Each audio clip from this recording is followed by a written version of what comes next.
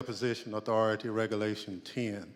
The chair announces the committee's approval to release the deposition material presented during today's hearing.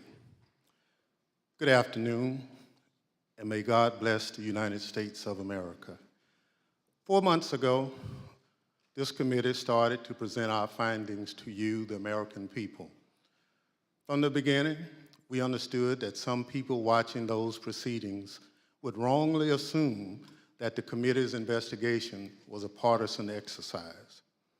That's why I asked those who were skeptical of our work to simply listen to the evidence, to hear the testimony with an open mind, and to let the facts speak for themselves before reaching any judgment.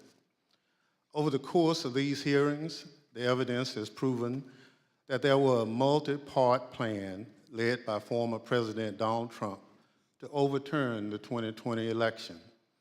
Donald Trump lost his bid for re-election, as shown from the testimony of some of the president's closest allies and advisors. Donald Trump knew he lost. Despite this knowledge, Donald Trump went to court to contest the 2020 election, and he lost in court. The Electoral College met and declared Joe Biden the winner, yet Donald Trump continued to pull out all the stops in his attempt to stay in power. What Donald Trump proceeded to do after the 2020 election is something no president has done before in our country. In a staggering betrayal of his oath, Donald Trump attempted a plan that led to an attack on a pillar of our democracy. It's still hard to believe. But the facts and testimony are clear, consistent, and undisputed. How do we know this? How have we been able to present such a clear picture of what took place? Because of the testimony we've heard and that we have presented to you through these proceedings, because of the documentary evidence we've gathered and also made available directly to you, the American people. When you look back at what has come out through this committee's work, the most striking fact is that all this evidence comes almost entirely from Republicans. The evidence that has emerged did not come from Democrats or opponents of Donald Trump. Instead, look at who's written and testified and produced evidence. Who has that been? Aides who've worked loyally for Donald Trump for years, Republican state officials and legislators, Republican electors, the chairwoman of the Republican National Committee, political professionals who worked at the highest levels of the Trump campaign, Trump appointees who served in the most senior positions in the Justice Department, President Trump's staff and closest advisors in the White House, members of the President Trump's family, his own White House counsel. I've served in Congress a long time. I can tell you it's tough for any congressional investigation to obtain evidence like what we've received, least of all such a detailed view into a president's inner circle. And I want to be clear, not all these witnesses were thrilled to talk to us. Some put up quite a fight, but ultimately the vast majority cooperated with our investigation. And what we've shown you over the last 4 months has been centered on the evidence that has come overwhelmingly from Republican witnesses. So I say to you again, as I did in June, this investigation is not about politics. It's not about party. It's about the facts, plain and simple. And it's about making sure our government functions under the rule of law as our Constitution demands. Today, as in previous proceedings, my colleagues and I will present new evidence. That includes new testimony from additional Republicans who served in the Trump administration, never before seen footage of congressional leaders on January 6th working to coordinate the response to the violence and ensure the people's business went forward. New materials produced to the committee by the Secret Service, details about the ongoing threat to American democracy. Today's proceeding will also be grounded in the facts, but it won't look exactly like all our other hearings. We'll also take a step back and look at the evidence in a broader context, providing a summary of key facts we've uncovered. Facts relevant to former President Trump's state of mind, about his motivation, and about his intent. What did President Trump know? What was he told? What was his personal and substantial role in the multi-part plan to overturn the election? For those of you who've watched our prior hearings, some of this evidence will look familiar. For those of you tuning in for the first time, we'll summarize some of the most important facts, and we'll urge you to go online and watch our hearing in full. There's one more difference about today. Pursuant to the notice circulated prior to today's proceedings, we are convened today not as a hearing, but as a formal committee business meeting, so that in addition to presenting evidence, we can potentially hold a committee vote on further investigative action based upon that evidence. Before we get to that evidence, I'd recognize our distinguished Vice Chair, Ms. Cheney of Wyoming, for any opening statement she'd care to offer. Thank you very much, Mr. Chairman. Much has happened since our last public hearing on July 21st. As the Chairman mentioned, we've received new and voluminous documentation from the Secret Service, which we continue to analyze. We've received new witness testimony, including about efforts to obstruct our investigation and conceal key facts. And according to public reporting, the Department of Justice has been very active in pursuing many of the issues identified in our prior hearings. Our committee may ultimately decide to make a series of criminal referrals to the Department of Justice, but we recognize that our role is not to make decisions regarding prosecution. The preamble to our Constitution recites among its purposes to, quote, establish justice. And our nation's judiciary and our U.S. Department of Justice have that responsibility. A key element of this committee's responsibility is to propose reforms to prevent January 6th from ever happening again. We've already proposed, and the House has now passed, a bill to amend the Electoral Count Act to help ensure that no other future plots to overturn an election can succeed. And we will make further specific recommendations in our final report, based in part on the evidence you will hear today. Our hearings last summer began with an outline of President Trump's multi-part plan to overturn the 2020 presidential election. We then proceeded to demonstrate each of these elements in detail, with more than 20 hours of evidence. Today, we will see new evidence, but as the chairman said, we will also synthesize evidence you've seen before. The vast weight of evidence presented so far has shown us that the central cause of January 6th was one man, Donald Trump, whom many others followed. None of this would have happened without him. He was personally and substantially involved in all of it. Exactly how did one man cause all of this? Today, we will focus on President Trump's state of mind, his intent, his motivations, and how he spurred others to do his bidding, and how another January 6th could happen again if we do not take necessary action to prevent it. As you view our evidence today, I would suggest a focus on the following points. First, as you will see, President Trump had a premeditated plan to declare that the election was fraudulent and stolen before Election Day, before he knew the election results. He made his stolen election claims on election night against the advice of his campaign without any evidence in hand. Then, over the next 2 months, he sought to find those who would help him invent and spread lies about the widespread fraud. Many of those who stepped forward to help, including Rudy Giuliani, knew they never had real evidence sufficient to change the election results. And on the evening of January 5th, they admitted they were still trying to find that phantom evidence. Of course, as a result of making intentionally false claims of election fraud, Mr. Giuliani's license to practice law has now been suspended. Second, please recognize that President Donald Trump was in a unique position.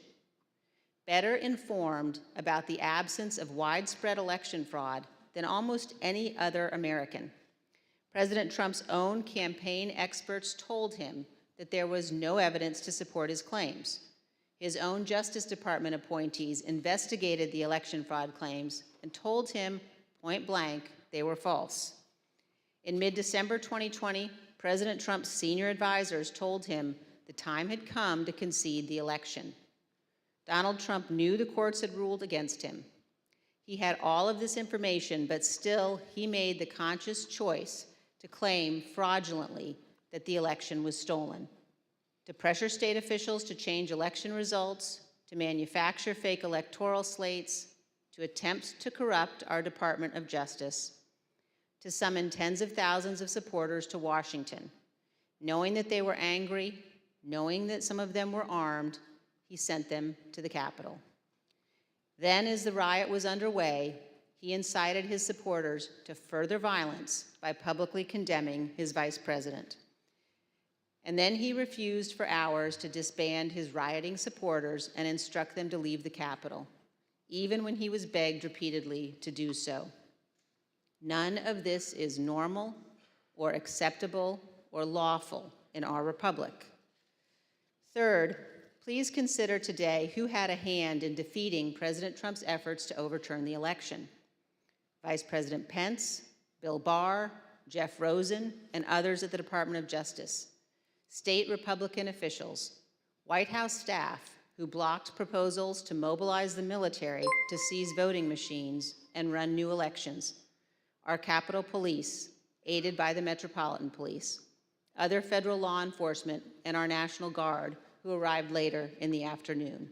All of these people had a hand in stopping Donald Trump. This leads us to a key question. Why would Americans assume that our Constitution and our institutions in our republic are invulnerable to another attack? Why would we assume that those institutions will not falter next time? A key lesson of this investigation is this: our institutions only hold when men and women of good faith make them hold, regardless of the political cost. We have no guarantee that these men and women will be in place next time. Any future president inclined to attempt what Donald Trump did in 2020 has now learned not to install people who could stand in the way. And also, please consider this: the rulings of our courts are respected and obeyed because we as citizens pledge to accept and honor them. Most importantly, our president, who has a constitutional obligation to faithfully execute the laws, swears to accept them. What happens when the president disregards the court's rulings as illegitimate, when he disregards the rule of law? That, my fellow citizens, breaks our republic. Finally, as you view the evidence today, also consider this. President Trump knew from unassailable sources that his election fraud claims were false. He admitted he had lost the election. He took actions consistent with that belief.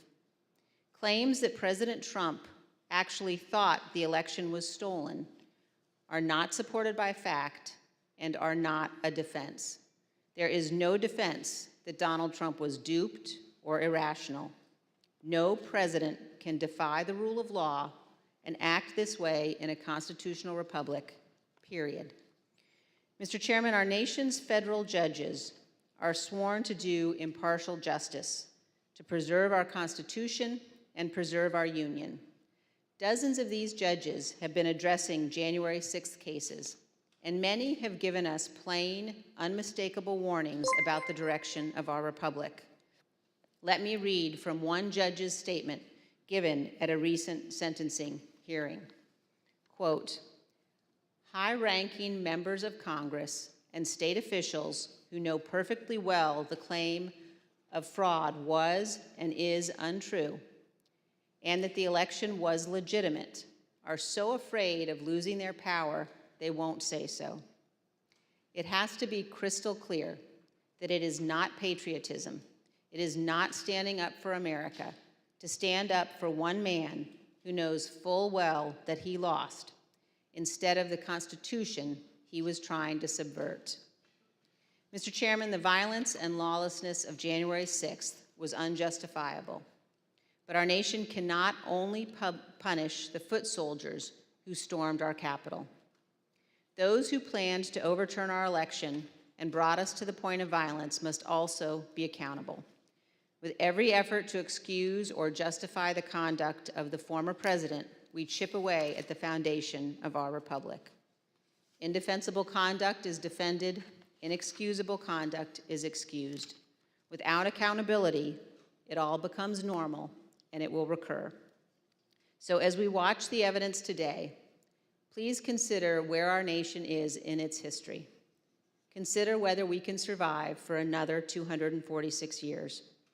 Most people in most places on earth have not been free. America is an exception. And America continues only because we bind ourselves to our founders' principles, to our Constitution. We recognize that some principles must be beyond politics, inviolate, and more important than any single American who has ever lived. Thank you, Mr. Chairman. I yield back. Without objections, the chair recognizes the gentlewoman from California, Ms. Lofgren, for an opening statement. Thank you, Mr. Chairman. Very shortly after the election, we begin this meeting by returning to election night, November 3rd, 2020. As the chairman noted, we've previously presented testimony about how the election results were expected to come in that night. In certain states, ballots cast by mail before Election Day would be counted only after the polls closed that evening. That meant that election results would not be known for some time. Although President Trump's campaign manager, Bill Stepien, House Republican leader Kevin McCarthy, and Jared Kushner had advised Donald Trump to encourage mail-in voting by Republicans, President Trump did not do so. Yeah, I just remember generally, you had people arguing that we had a very, very robust get out the vote effort and that, mail-in ballots could be a good thing for us if we looked at it correctly. There was one meeting that was had in particular. I invited Kevin McCarthy to join the meeting, he being of like mind on the issue with me, in which we made our case for why we believed mail-in voting not to be a bad thing for his campaign. But the president's mind was made up. So it was expected before the election that the initial counts in some states, in other words, those votes cast on Election Day, would be more heavily Republican, and this would create the false perception of a lead for President Trump, a so-called red mirage. But as the results of the absentee ballots that were later counted, there could be trends towards Vice President Biden as those mail-in ballots were counted. Now, on election night, Donald Trump's advisors specifically told him he didn't have a factual basis to declare victory. He should wait for the remaining ballots to be counted. Here is campaign manager Bill Stepien. It was far too early to be making any calls like that. Ballots were still being counted. Ballots were still going to be counted for days. And it was far too early to be making any proclamation like that. My recommendation was to say that votes were still being counted. It's too early to tell, too early to call the race. But President Trump did declare victory in the late hours of election night. Not only did he declare victory, he also called for the ongoing count of votes to just stop. Stopping the count would have violated both federal and state laws, and also disenfranchised millions of voters who lawfully cast their vote. He called for that action anyway. Here's what he said. This is a fraud on the American public. This is an embarrassment to our country. We were getting ready to win this election. Frankly, we did win this election. We did win this election. We want all voting to stop. We now know more about President Trump's intention for election night. The evidence shows that his false victory speech was planned well in advance, before any votes had been counted. It was a premeditated plan by the president to declare victory no matter what the actual result was. He made a plan to stay in office before Election Day. Now, the vice president's staff was concerned with what Donald Trump might do on election night. They took steps to ensure that Mr. Pence would not echo a false victory announcement from President Trump. Here's what the Vice President's counsel, Greg Jacob, told us about his preparations with the Vice President's Chief of Staff, Mark Short. Mark had indicated to me that there was a possibility that there would be a declaration of victory within the White House that some might push for. And this is prior to the election results being known. And that he was trying to figure out a way of avoiding the vice president sort of being thrust into a position of needing to opine on that when he might not have sufficient information to do so. Now, following this conversation, Mr. Jacob drafted a memo to Mr. Short, which the Select Committee got from the National Archives. The memo was sent on November 3rd, Election Day, and advised it is essential that the Vice President not be perceived by the public as having decided questions concerning disputed electoral votes prior to the full development of all relevant facts. A few days before the election, Mr. Trump also consulted with one of his outside advisors, inside activist Tom Fitton, about the strategy for election night. The Select Committee got this pre-prepared statement from the National Archives. As you can see, the draft statement, which was sent on October 31st, declares, "We had an election today, and I won." And the Fitton memo specifically indicates a plan that only the votes counted by the Election Day deadline, and there is no Election Day deadline, would matter. Everyone knew that ballot counting would lawfully continue past Election Day. Claiming that the counting on election night must stop before millions of votes were counted was, as we now know, a key part of President Trump's premeditated plan. On Election Day, just after 5 p.m., Mr. Fitton indicated he'd spoken with the president about the statement. Sending along again, just talked to him about the draft below. Again, this plan to declare victory was in place before any of the results had been determined. In the course of our investigation, we also interviewed Brad Parscale, President Trump's former campaign manager. He told us he understood that President Trump planned as early as July that he would say he won the election even if he lost. And just a few days before the election, Steve Bannon, a former Trump chief White House strategist and outside advisor to President Trump, spoke to a group of his associates from China and said this. And what Trump's going to do is just declare victory, right? He's going to declare victory. But that doesn't mean he's the winner. He's just going to say he's the winner. The Democrats, more of our people vote early that count. Theirs voted mail. And so they're going to have a natural disadvantage, and Trump's going to take advantage of it. That's our strategy. He's going to declare himself a winner. So when you wake up Wednesday morning, it's going to be a firestorm. Also, if Trump is losing by 10 or 11 o'clock at night, it's going to be even crazier. No, because he's going to sit right there and say they stole it. Agree. I'm directing the Attorney General to shut down all ballot places in all 50 states. It's going to be no. He's not going out easy. If Biden's winning, Trump is going to do some crazy shit.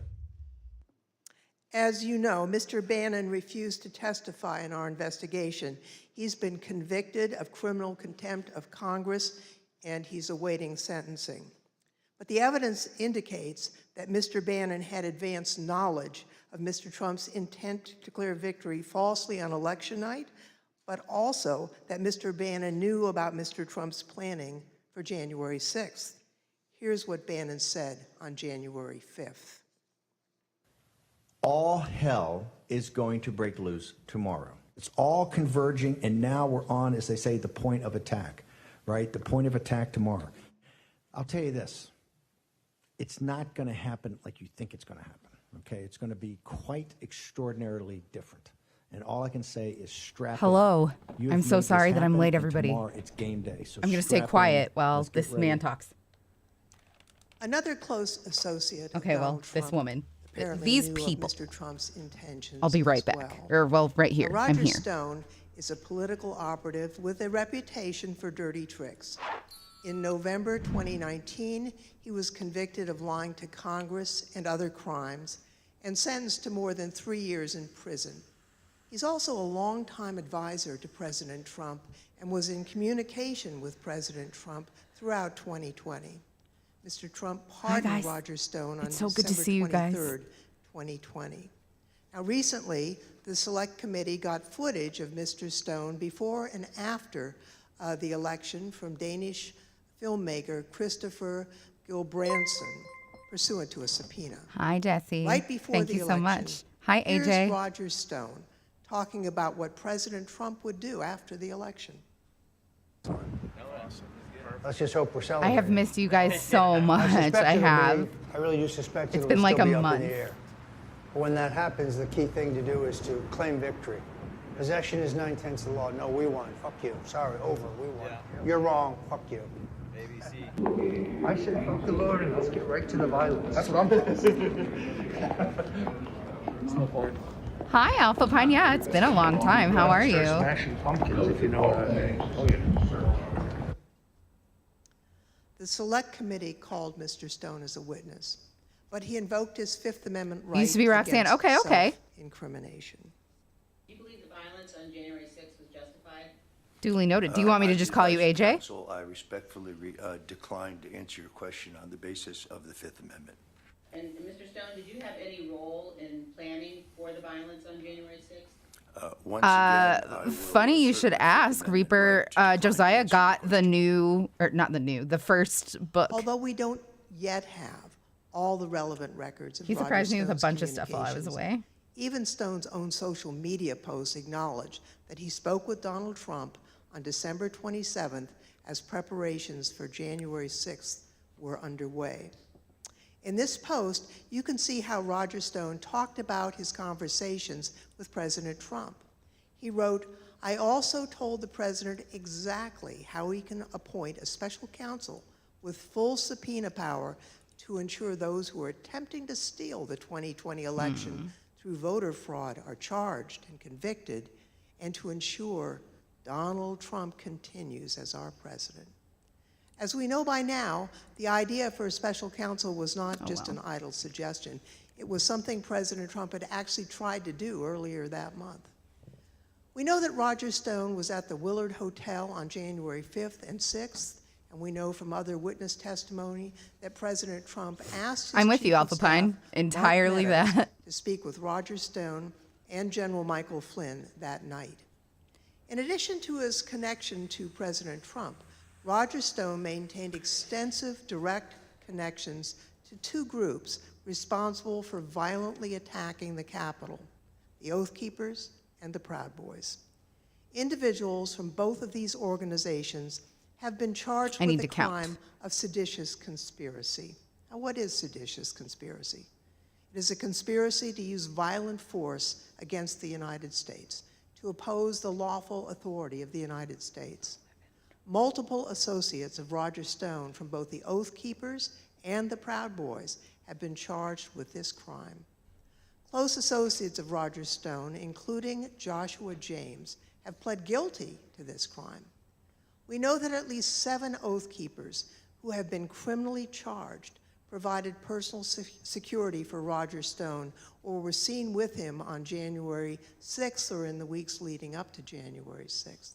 For example, Joshua James, the leader of the Alabama Oath Keepers, provided security for Roger Stone and was with him on January 5th. This is the picture of the two together on January 5th. James entered the Capitol on Nice. January 6th. He You started assaulted a vaping too? police officer. No, no. Earlier this year, he You should pled not. guilty You should not to start seditious vaping. conspiracy and obstruction I'm of not going to Congress. judge your choices. Another example But if is it's the married possible for you to couple, quit while Kelly you're ahead, and quit while Connie you're ahead. Meggs. Kelly Meggs was the leader of the It's not Florida good for you. chapter of the Oath Keepers. Both he and his wife provided security for Roger Stone, and both are charged with leading a military-style stack attack of Oath True, Keepers, Reaper, that's a good point. attacking the Capitol on January 6th. Perhaps even more disturbing is Roger Stone's close association with Enrique Tarrio, the national chairman of the Proud Boys.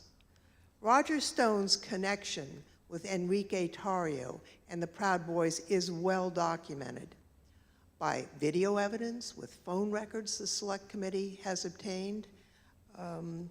Tarrio, along with other Proud Boys, has been charged with multiple crimes concerning the attack Stress on is January shitty. I'll 6th, give you that. including seditious conspiracy. During the attack, Tarrio sent a message Fuck, I forgot to other fill up my Proud Boys coffee and claiming, my water. "We did that." He also visited the White House on December I'll do it 12th. at break. Is this supposed to be Later all that glitchy? day, he posted Oh, a he made disturbing this video, okay. claiming credit for the attack.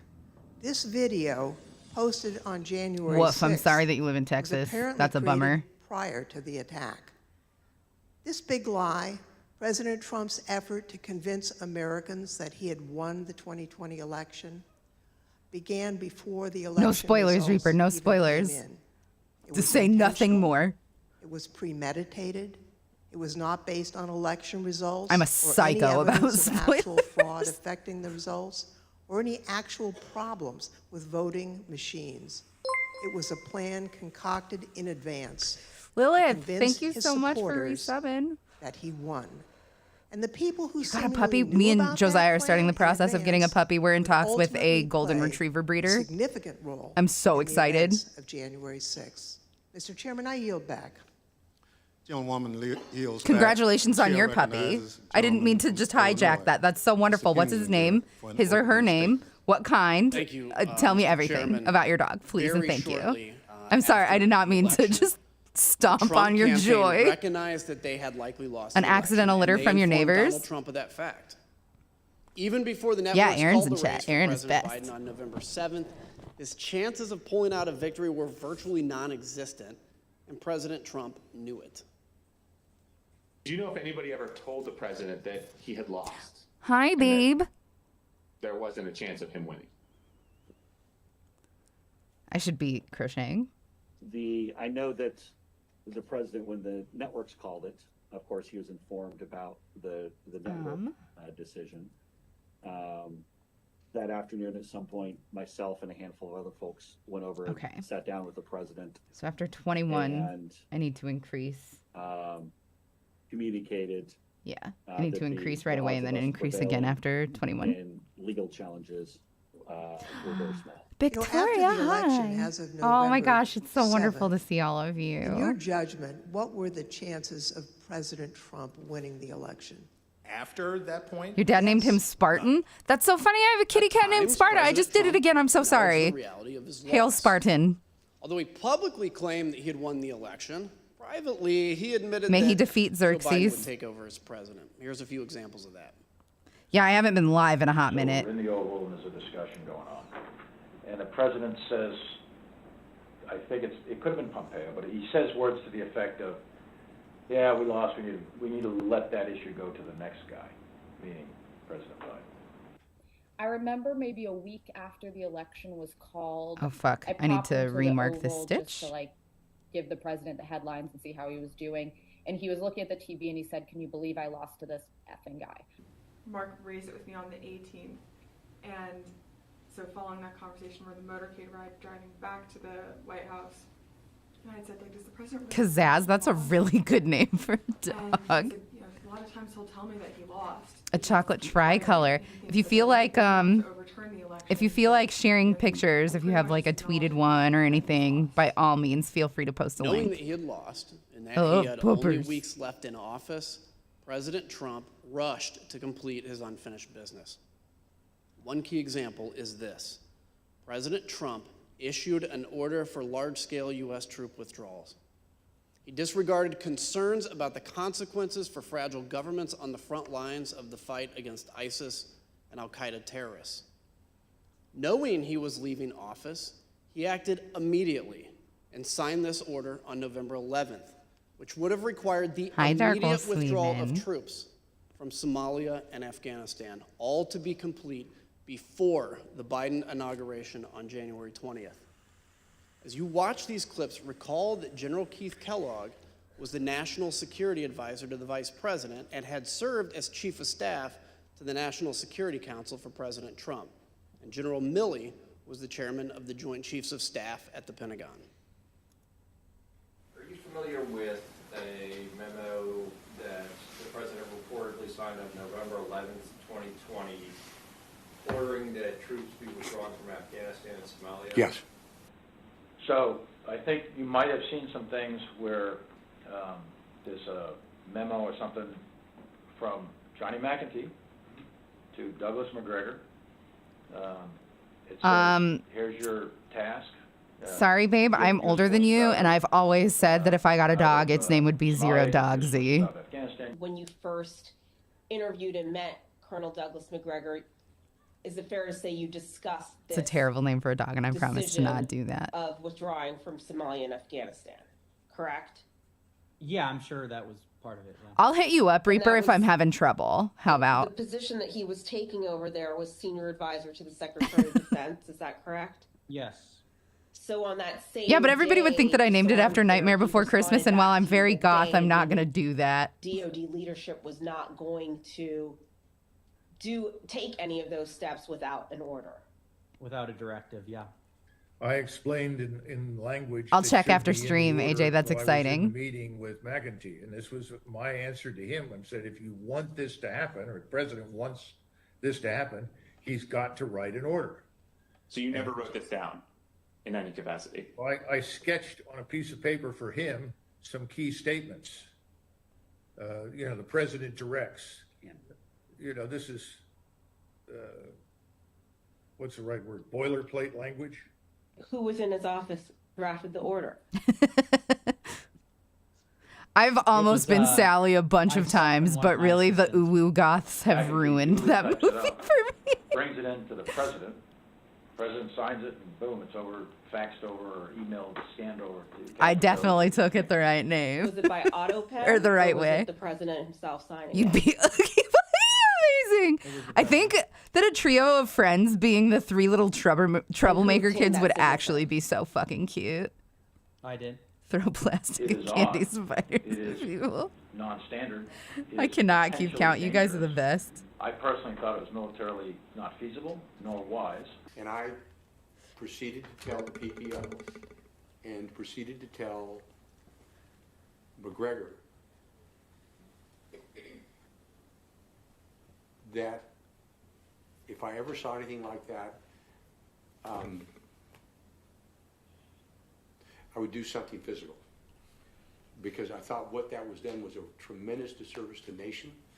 And by the way, it was a very, very contested issue. There were people who did not agree with getting out of Afghanistan. I appreciate their concerns. An immediate departure that memo said would have been a catastrophic. It's the same thing what President Biden went through. It would have been a debacle.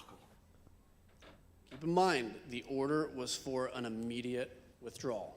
It would have been catastrophic, and yet President Trump signed the order. These are the highly consequential actions of a president who knows his term will shortly end. At the same time that President Trump was acknowledging privately that he had lost the election, he was hearing that there was no evidence of fraud or irregularities That's sufficient to amazing. change the outcome. That would be hilarious. I remember a call with Mr. Meadows, where Mr. Meadows was asking me what I was finding and if I was finding anything. And I remember sharing with him that we weren't finding anything that would be sufficient to change the results in any of the key states. When was that conversation? Probably in November, mid to late November. I think it was before my child was born. I'm getting hardcore deja vu right now from you guys talking about. I believe the words he used were, "So there's no there." It would be our job to track it down and come up dry because the allegation didn't prove to be true. And we'd have to, relay the news that, that tip that someone Costumes told and you stuff. I don't know about why. those votes. We keep wanting to do Nothing came of it. Gomez and Morticia. We would rock that as a couple. But we just haven't had not a fun job to be, the money, the time, etc. telling the president about, But I would make wild such a allegations. It's bitchin' harder job to be telling Morticia, and Yeah, Josiah could be anything. But What was he especially would generally look discussed fucking on that incredible topic was whether as the Gomez. fraud, maladministration, abuse, or irregularities. I also like the idea of being Jon Snow and aggregated Ygritte, and but I read most feel like favorably that to would the be a hard campaign, sell would for that be Josiah. outcome determinative? And I think everyone's assessment in the room, at least amongst the staff, Mark Short, myself, and Greg I would have to get that Jacob, was orange was spray in. not sufficient to be outcome. As long as I can be Ygritte. It's the right of any candidate to litigate Even if you hate Jon Snow, you have to admit that he's very handsome, President Trump's right? litigation was completely unsuccessful. In our past hearings, we told you that the committee had identified a total of 62 election lawsuits Josiah filed would be by a the Trump perfect campaign and its Gomez. allies between November 4th and January 6th of 2021. Go his cousin it in the thing. Those cases resulted in I feel very 61 bad for whoever losses has to be the thing and only because a single wearing victory, a which did giant not affect hand the outcome costume for would any fucking suck. The claims were not supported by any sufficient evidence of fraud or irregularities. Precious Keek. In fact, they were Kika. baseless, as judges repeatedly recognized. I am not paying attention to In this. none of these 62 cases hearing it was all. I'm gonna have to President watch Trump it able to again establish any viable claims of as soon as election we're fraud done here. sufficient to overturn the results of the election. In those hearings, we shared with you the words used by judges around the country in rejecting the Trump campaign's Welcome claims. back, Rana. It's strong language criticizing the lack of evidentiary support for the claims of election fraud in those lawsuits. For example, a federal appeals court in Pennsylvania wrote, quote, "Charges require specific allegations and proof. We have neither here." A federal judge in Wisconsin wrote, quote, "The court has allowed the former president the chance to make his case, and he has lost on the merits." Another judge No, in Michigan Donald Trump is called the Ann claims, Butthole. quote, You know? "Nothing I never thought of it that way, but you are correct. that votes for President Okay, Trump we do were that, but destroyed, also discarded, Greasers, Johnny swindled Snow, and Pink votes Lady for Vice Ygritte. President Hell Biden." yeah. A federal judge in Michigan Tell me sanctioned 9 more, attorneys, tell me including more. Sidney Powell, for making frivolous allegations. Like, does he in an have a election fraud bow? case, describing the case as a historic and profound abuse of the judicial process. Tell me more, tell me Recently, more. a group of distinguished Did Republican you get election down in the lawyers, snow? former judges and elected officials Uh-huh. issued a Uh-huh. report confirming Uh-huh. the findings of the courts. In their report entitled "Lost, Not Stolen," these prominent Republicans analyzed each election challenge and concluded this: Donald Trump and his supporters failed to present evidence of fraud or inaccurate results significant enough to invalidate the results of the 2020 presidential election. On December 11th, Trump's allies lost a lawsuit in the U.S. Supreme Court that he regarded as his last chance at success in the courts. A newly obtained Secret Service message from that day shows how angry President Trump was about the outcome. Quote, "Just FYI, POTUS is pissed. Breaking news, Supreme Court denied his lawsuit. He is livid now. Cassidy Hutchison, an aide to Chief of Staff Mark Meadows, was present for that conversation and described it in this way. I agree, Reaper. You're not wrong. This is the day that the Supreme Court had rejected that case. Why is she Mr. Meadows smirking? The White House residence at a Christmas reception. And as we were walking back from the Christmas reception that evening, the president was walking out of the Oval Office, so we crossed paths in the Rose Garden colonnade. The president was fired up about the Supreme Court decision. And so I was standing next to Mr. Meadows, but I stepped back, so I was probably 2-3 feet catty corner from her, diagonal from him. You know, the president's just raging about the decision and how it's wrong and why didn't we make more calls, and you know, just his typical anger outburst at this decision. And the president said he had said something to the effect of, "I don't want people to know we lost, Mark. This is embarrassing. Figure it out. We need to figure it out. I don't want people to know that we lost." Our country is a country of laws where every person, including the president, must follow the law and respect the judgment of our courts. President Trump's closest advisors held that view both then and now. Well, do you believe the president should abide by the ruling? Don't tell him because it's a surprise, but I'm making a ghost version of Bear Taffy. Every one of us. And I'm going to send it to The courts him. had ruled and the Electoral College had I've met. also don't say anything about this over either. in your view? I've also made a couple Yes, I think surprise I presents said for previously Elise. that when the vice president Just a made the little purse certification and litigation was a head wrap thing. was complete. I'll probably When toss in the a couple more Electoral College things met on the for 14th. both of them, like some towels yes, or as of December 14th, whatever. Is that right? I think that's the right date, yes. I assume, Pat, that you would agree the president is obligated to abide by the rulings of the courts. Of course. Oh, y'all, Mercutio And dipped I on assume me. you also I'm all alone in this Everybody is body now. obligated to abide by rules. Mercutio fell out. I'm very And sad. I assume you also would agree the president has a particular obligation to take care that the laws be faithfully executed. I hope he comes back That is one soon. of the president's obligations, correct. Ivanka, do you believe the president's obligated to abide by the rulings of the courts? I do. By mid-December of 2020, President Trump's senior staff were attempting to persuade him to concede the election outcome. But if your question is that I believe he should concede the election at a point in time, yes, I did. December 14th was the day that the states certified their votes and sent them to Congress. And in my view, Mercutio is my little knuckle hair that grows to be like an inch long, and I love him. I never pluck him. I just love him. I thought that this would He lead grows inexorably to right the here. administration. I told him that I my love personal him. viewpoint was that the He's Electoral my College friend. has met, which is the system that our country is set under to elect a president and vice president. And I believed at that point that the means for him to pursue litigation was probably closed. And do you recall what his response, if any, was? He disagreed. Secretary of Labor Gene Scalia, the son of late Justice Scalia, visited President Trump in mid-December and explained the situation clearly.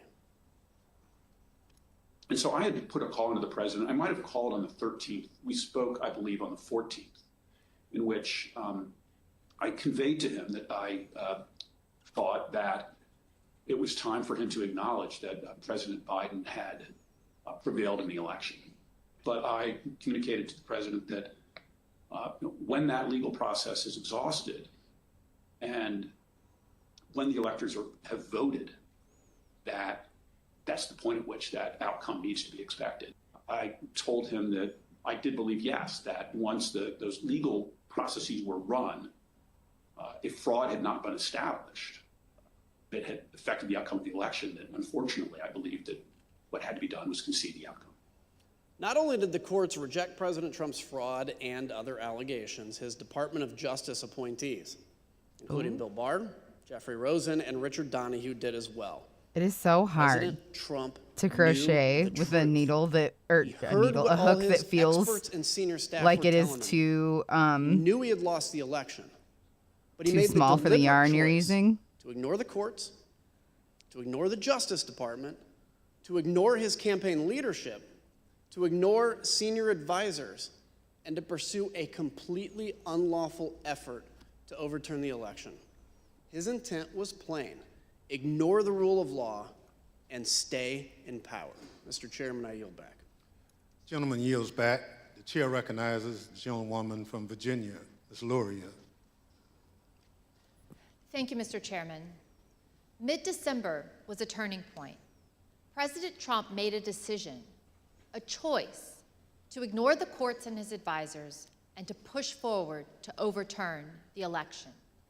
His efforts to overturn the election were not random or disconnected.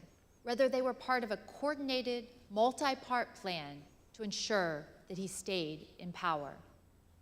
Donald Trump was the driver behind each part of this plan.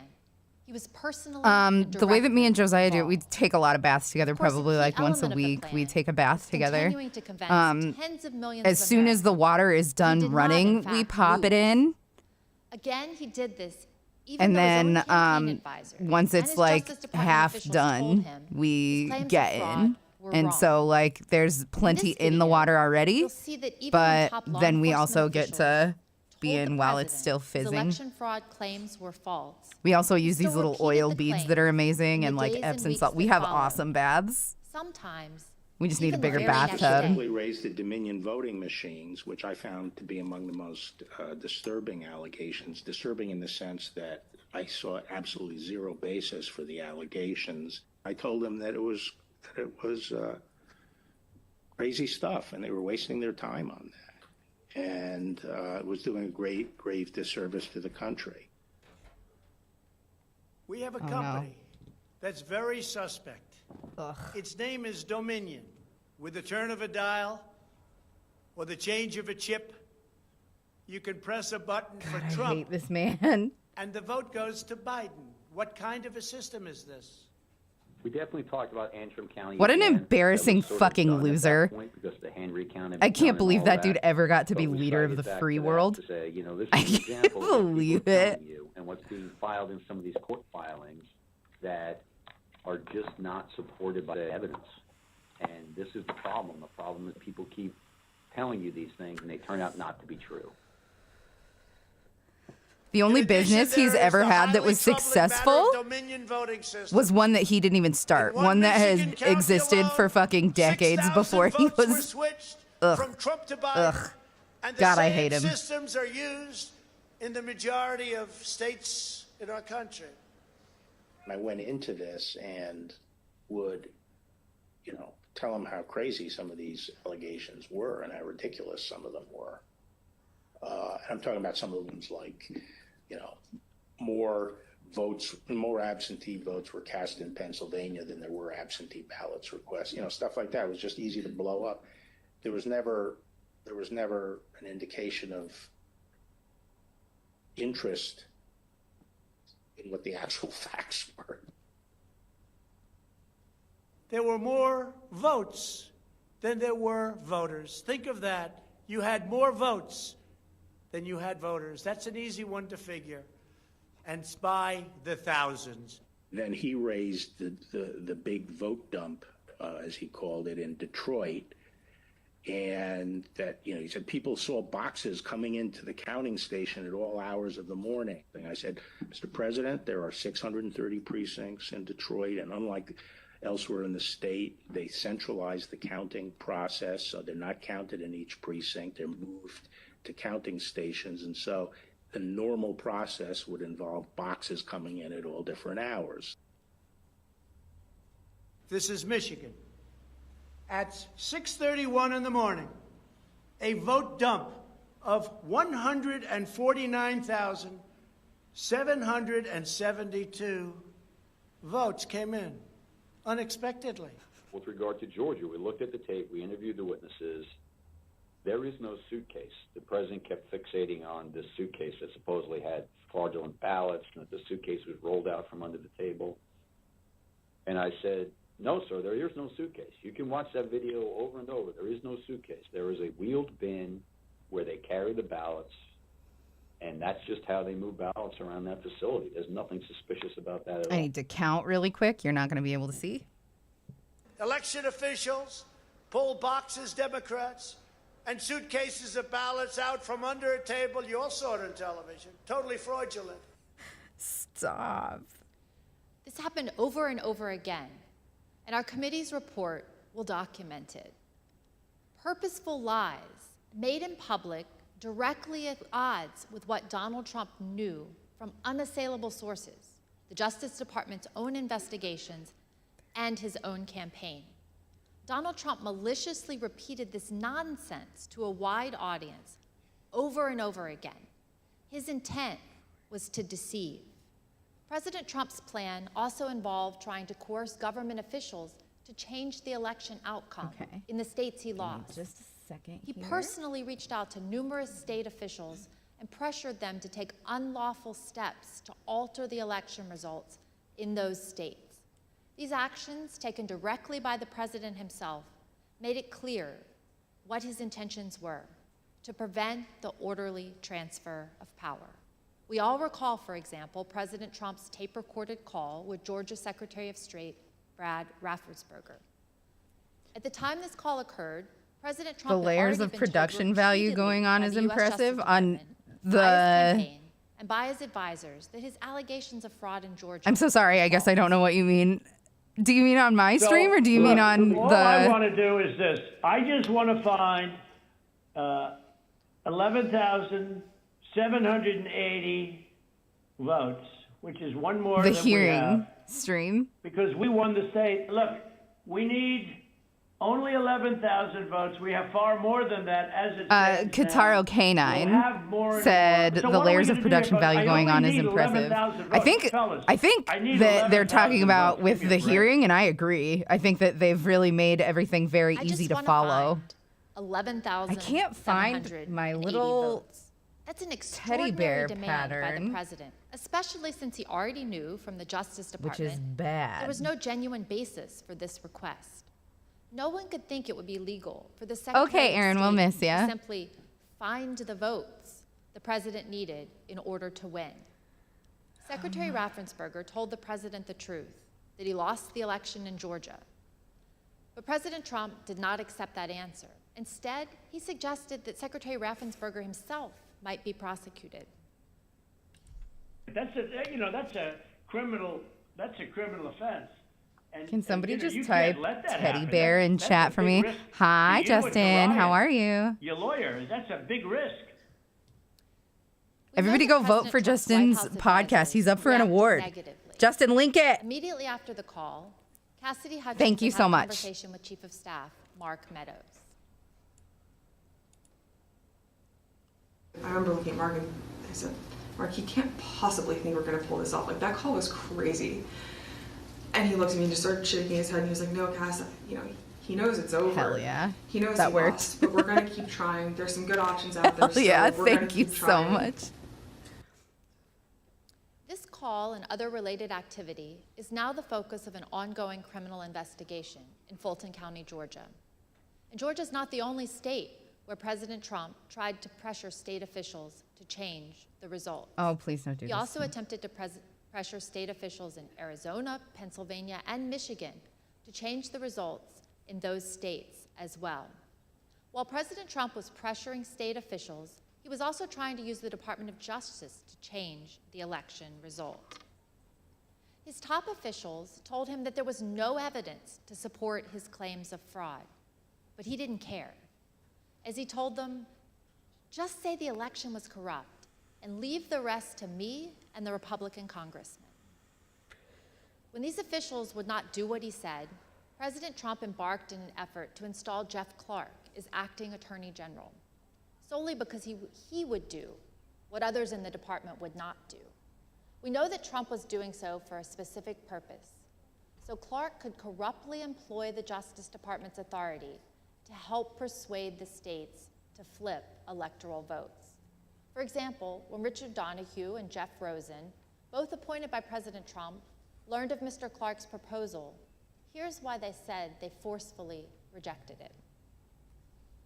And I recall toward the end saying, what you're proposing is nothing less than the United States Justice Department meddling in the outcome of a presidential election. But more importantly, this was not based on fact. This was actually contrary to the facts as developed by department investigations over the last several weeks and months. So I responded to that, and for the department to insert itself into the political process this way, I think would have had grave consequences for the country. I'm good. I'm very well really have good. I'm happy to be spiraled us into home. a constitutional crisis. We know from our investigation, I'm very happy to be back to President streaming. Trump offered Jeff Clark the position of acting attorney I'm very general. confused about And that how Jeff I Clark had merged this decided to pattern with accept the it. other pattern. That's why I was The just only quiet reason there for a this minute. ultimately did not But happen I'll is figure it that the out. White I House do need to do counsel one and a number more of Justice Department officials confronted the double president crochet in the row Oval Office here to and give it threatened that mass resignation. big curve that I wanted to. What I need to do is decrease from 48 to 18 over several rows, and I can't figure out how I'm going to do that. Within hours, because you're going to have all kinds My of brain just problems doesn't with do math resignations that and other way. issues. But And that's not going to be an I figure I can.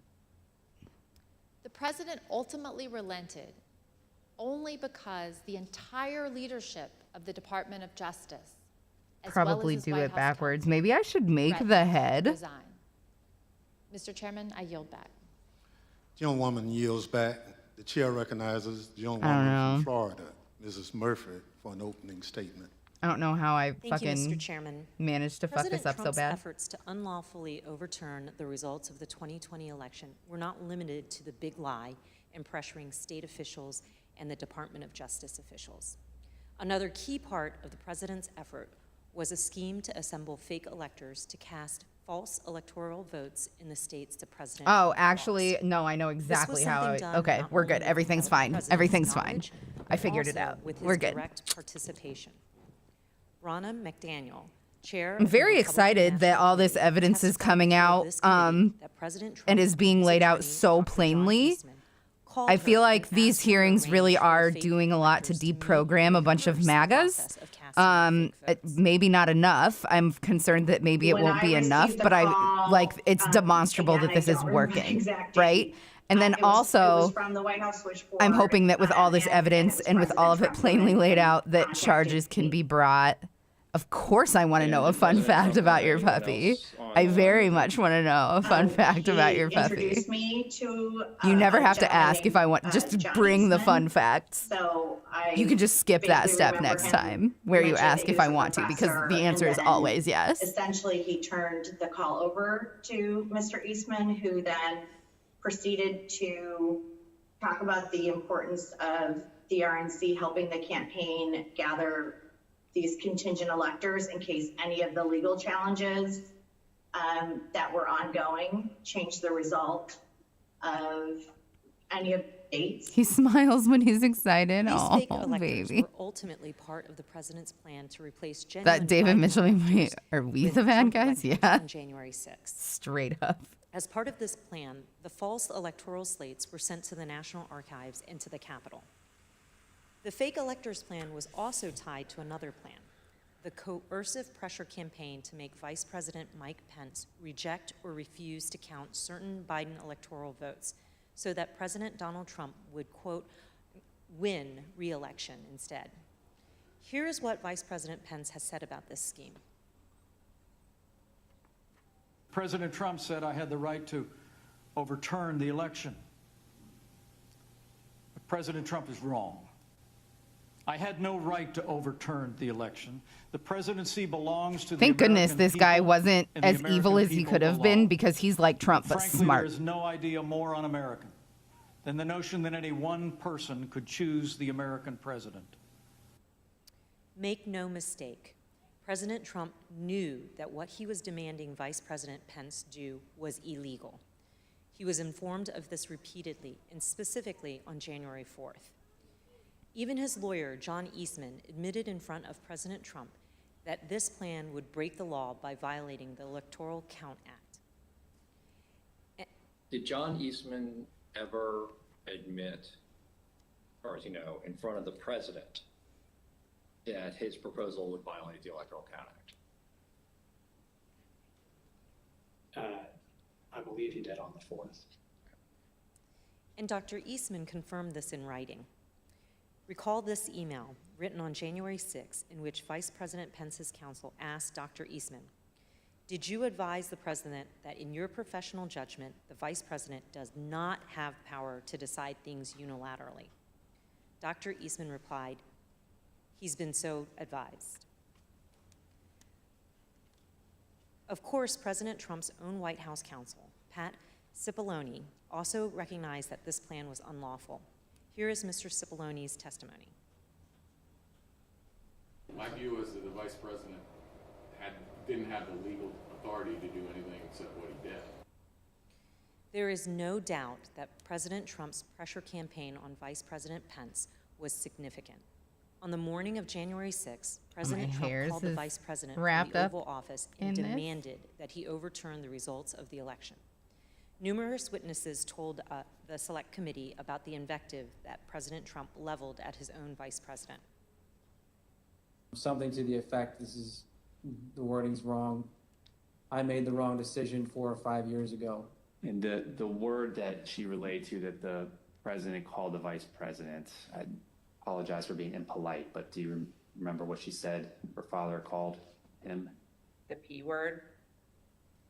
The P word. But Vice President Pence didn't waver even when his own life was endangered by President Trump and the rioters at the Capitol on January 6th, as you'll see in more detail later.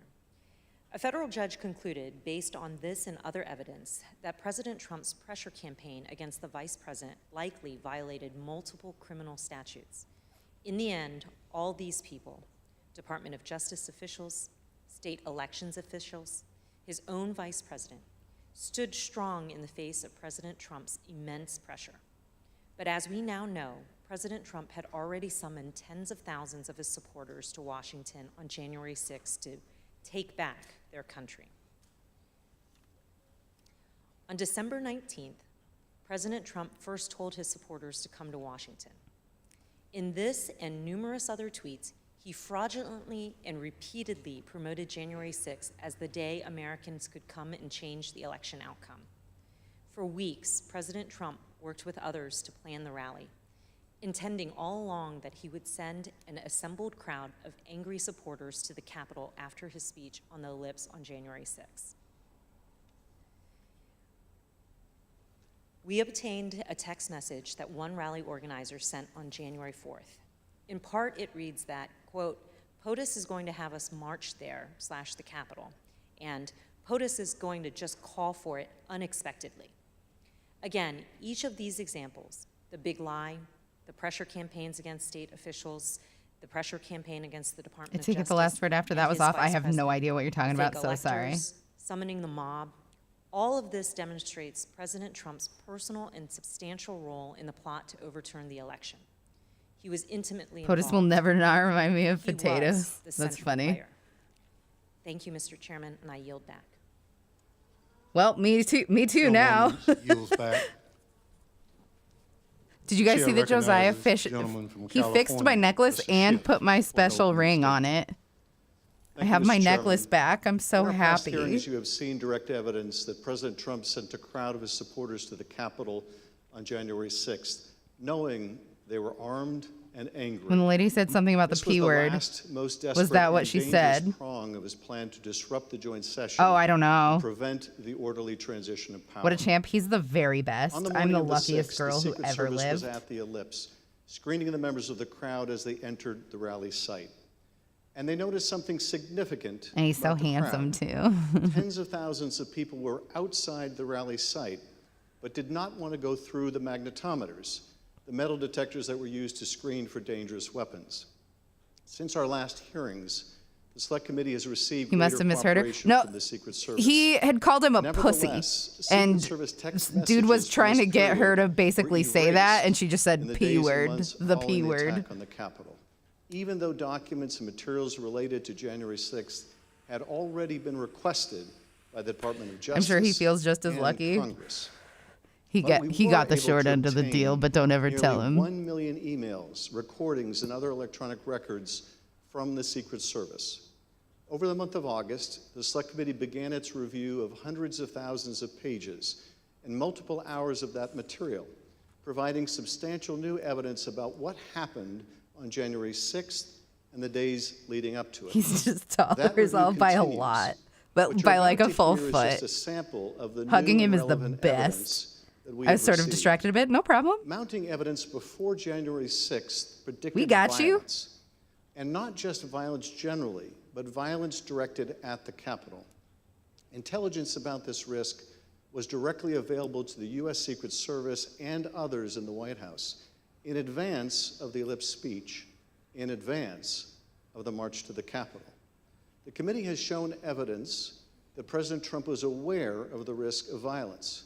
The FBI, U.S. Capitol Police, Metropolitan Police, and other agencies all gathered and disseminated intelligence suggesting the possibility of violence at the Capitol prior to the riot. We're now going to show you just a sample of the evidence we have received. Days before January 6th, the President's senior advisors at the Department of Justice and FBI, for example, received an intelligence summary that included material indicating that certain people traveling to Washington were making plans to attack the Capitol. This summary noted online calls to occupy federal buildings, rhetoric about invading the Capitol building, and plans to arm themselves and to engage in political violence at the event. Other agencies were also hearing predictions suggesting possible violence at the Capitol. On a call with President Trump's White House National Security Staff in early January 2021, Deputy Secretary of Defense David Norquist had warned about the potential that the Capitol would be the target of the attack. Here's General Mark Milley, who was also present for this call, describing Deputy Secretary Norquist's warning. So during these calls, I only remember it in hindsight because he was almost like clairvoyant. Norquist says during one of these calls, the greatest threat is a direct assault on the Capitol. I'll never forget it. This email, for example, was an alert that the Secret Service received on December 24th with the heading, "Armed and Ready, Mr. President." According to the intelligence, multiple users online were targeting members of Congress, instructing others to march into the chambers on January 6th and make sure they know who to fear. In this report, received on December 26th, the Secret Service Field Office relayed a tip that had been received by the FBI. It was a very successful According to the LARP, source y'all. of the tip, the Proud Boys plan to march armed into D.C. They think that they will have a large enough group to march into D.C. armed, the source reported, and will outnumber the police so they can't. They did outnumber the police by a The source went on lot. to say their plan is to literally kill people. Please take this tip seriously and investigate further. The source also made clear that the Proud Boys had detailed their plans on multiple websites, like the Donald.win. Let's pause here. The Secret Service had advance information more than 10 days beforehand regarding the Proud Boys' planning for January 6th.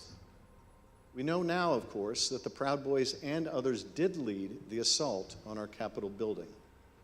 On December 31st, agents circulated intelligence reports that President Trump's supporters have proposed a movement How's the state of our to democracy? I mean, this Capitol Hill. makes it feel like it's moving in the right particular, they direction, flagged but spikes in violent hashtags like we've had, "We Are the Storm," 1776 oh, Tatra, thank you so much for and Re7. How are Occupy you? Capitals.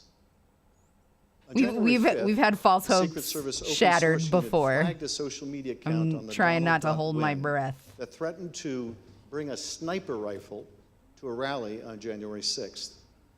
The user also posted a picture. Sorry for the of a very handgun loud and truck rifle that's with the outside, if caption, you guys can hear that. "Sunday Gun Day, providing Overwatch January 6th will be wild." Later, on the evening of January 5th, the Secret Service learned during an FBI briefing that right-wing groups were establishing armed QRFs, or Quick Reaction Forces,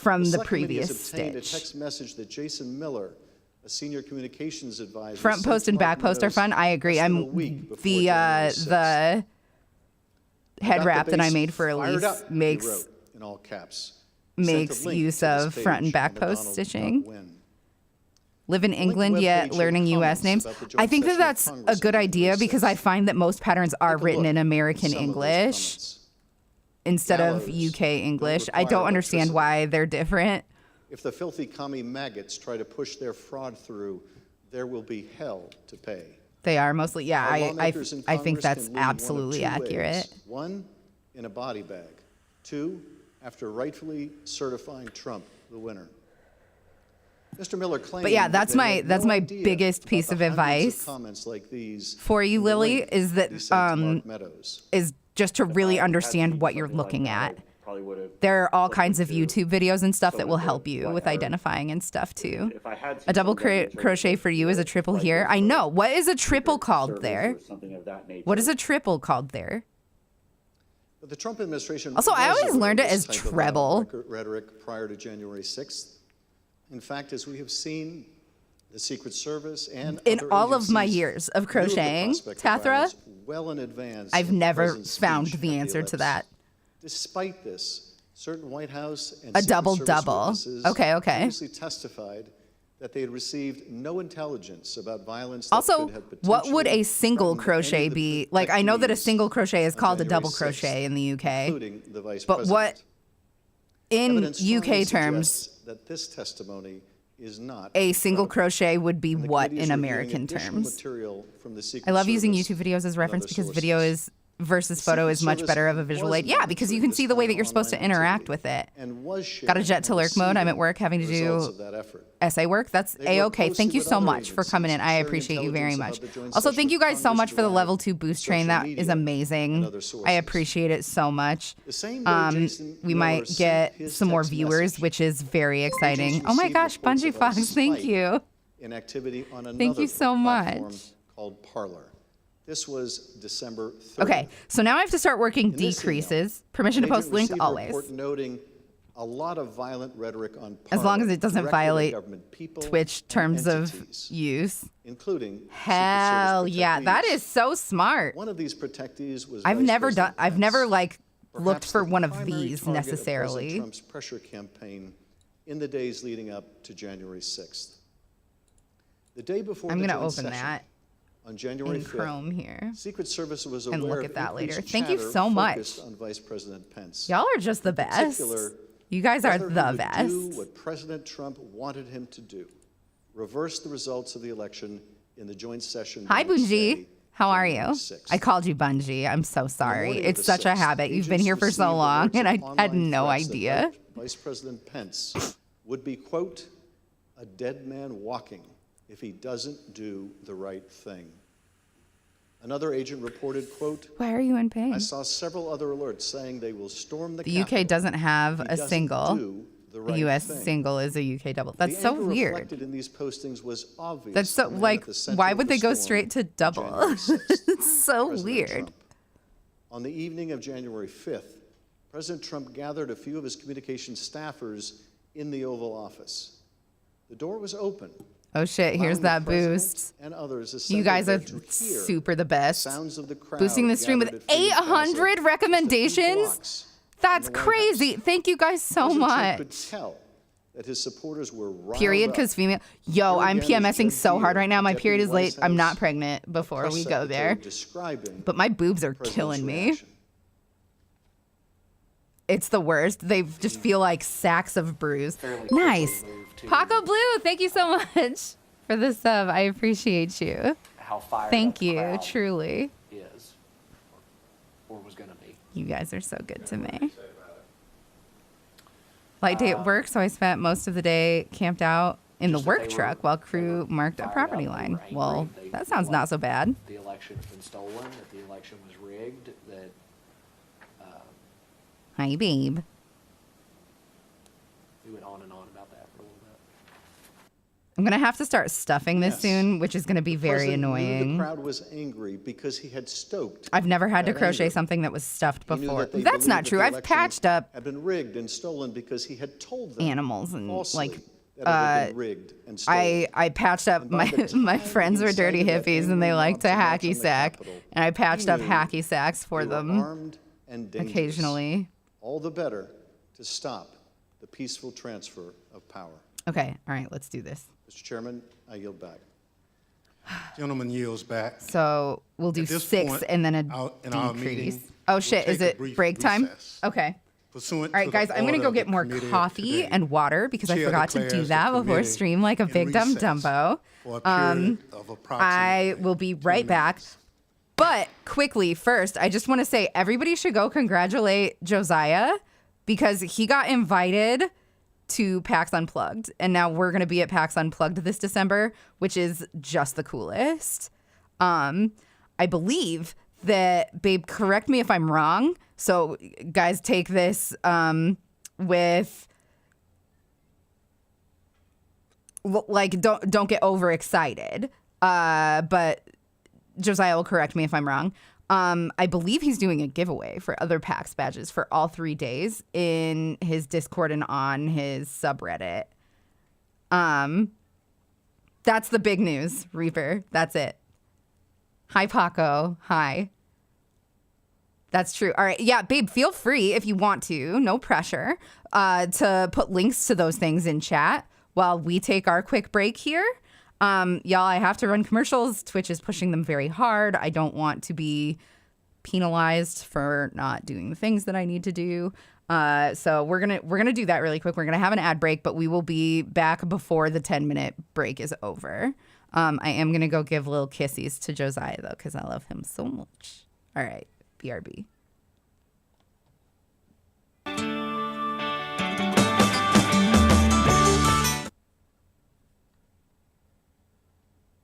Oh no, that was almost so bad. That was Led Zeppelin. Oh no. I hope I don't get stricken for that. My ad break button did not work properly at all. Anyway, be right back.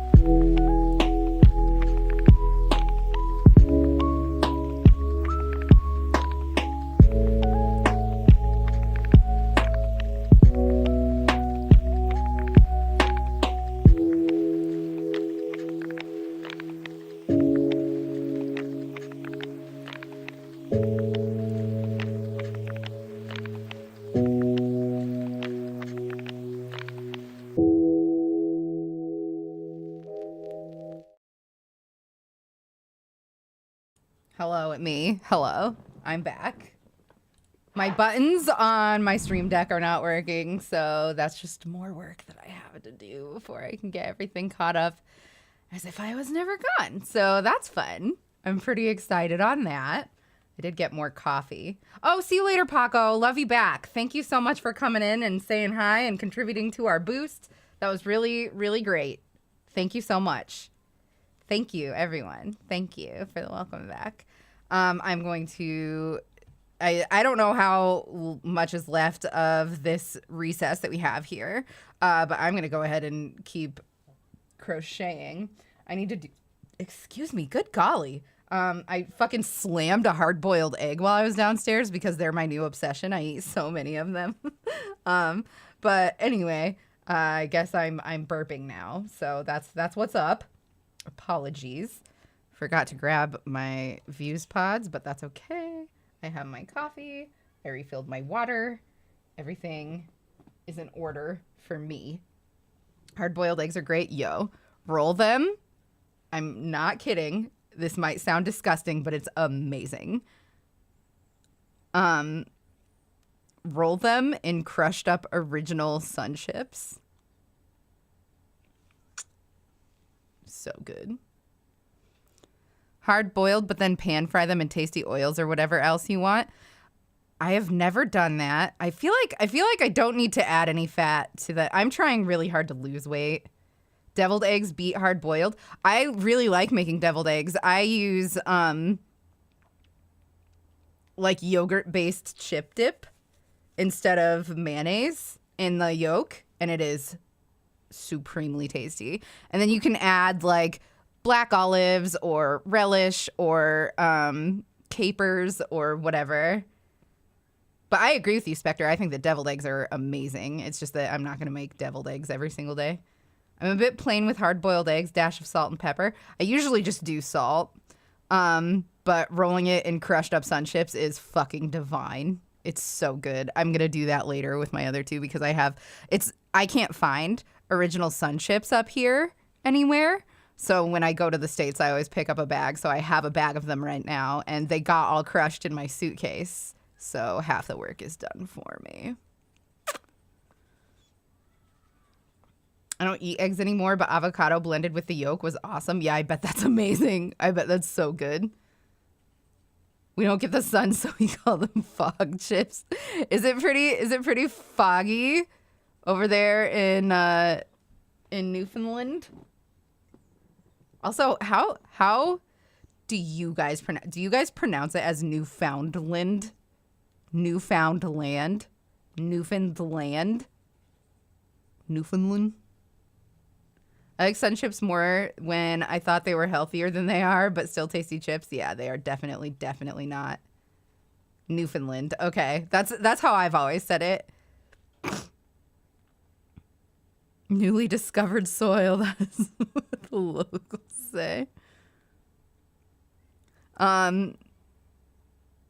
Yeah, I definitely don't recommend eating Sun Chips as if they're healthy. Like rhymes with understand. Oh, okay, so Newfoundland. Newfoundland. All right, good to know. I always say Newfoundland. I will try to break that habit. I'm so hungry right now. I haven't eaten anything yet today. Yeah, go get yourself a snack. You have a little bit of time, I think. There's probably at least a couple minutes left of this recess. I wasn't gone too terribly long.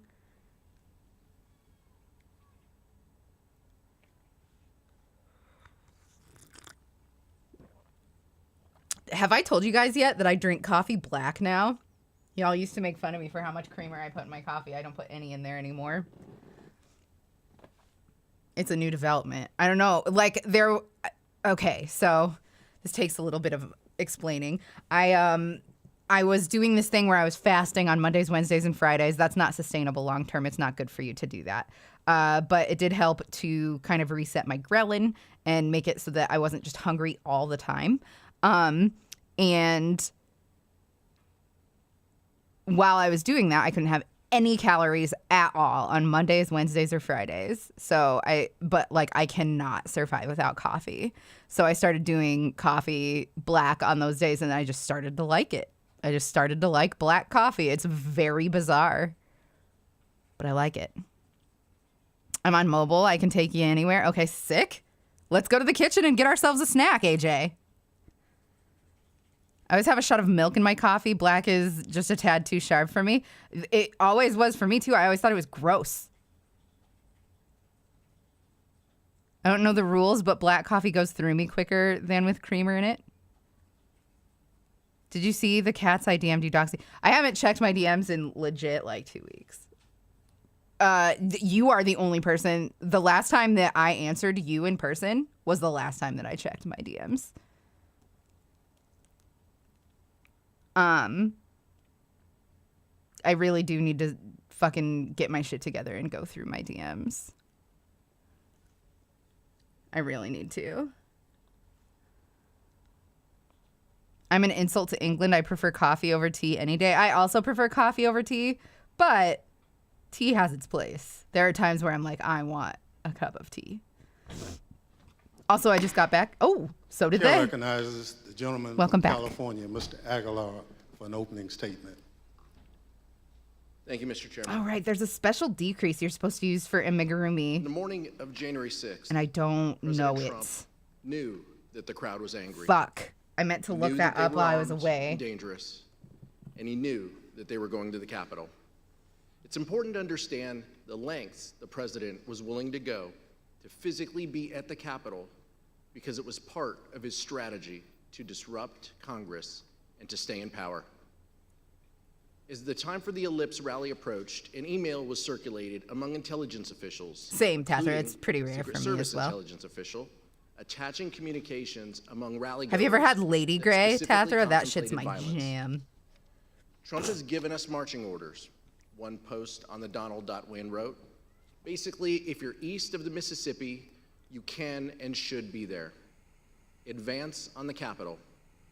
Keep your guns hidden. Don't fuck around. Full kits, 180 rounds minimum for main rifle, another 50 for sidearm per person. Sorry, I'm What just is watching clear a tutorial from this super record fast. Is that the White House had more than enough warning to warrant stopping any plan for an Ellipse rally and certainly for stopping any march to the Capitol. And as evidence from our prior hearings has suggested, the president was aware of this information. But despite awareness of the potential for violence and weapons among the crowd, the Ellipse event nevertheless went forward, and Donald Trump instructed the angry crowd, some of whom were armed, to march to the Capitol. As my colleague Mr. Schiff just described, the Secret Service reported that thousands in the crowd near the Washington Monument would not enter the rally area because magnetometers used in screening Front loop of attendees first stitch, back loop would of detect second any stitch. prohibited items Smart. they carried. Mr. Trump knew this. His Secret Service had told him about it that morning. Even in spite of these warnings, Cassidy Hutchinson overheard the president say this shortly before he took stage. He wanted it full, and he was angry that we weren't letting people through the mags with weapons. What the Secret Service deemed as weapons and our weapons. I was in the vicinity of a conversation where I overheard the president say something to the effect of, you know, I don't effing care that they have weapons. They're not here to hurt me. Take the effing mags away. Let my people in. They can march to the Capitol from here. Let the people in. Take the effing mags away.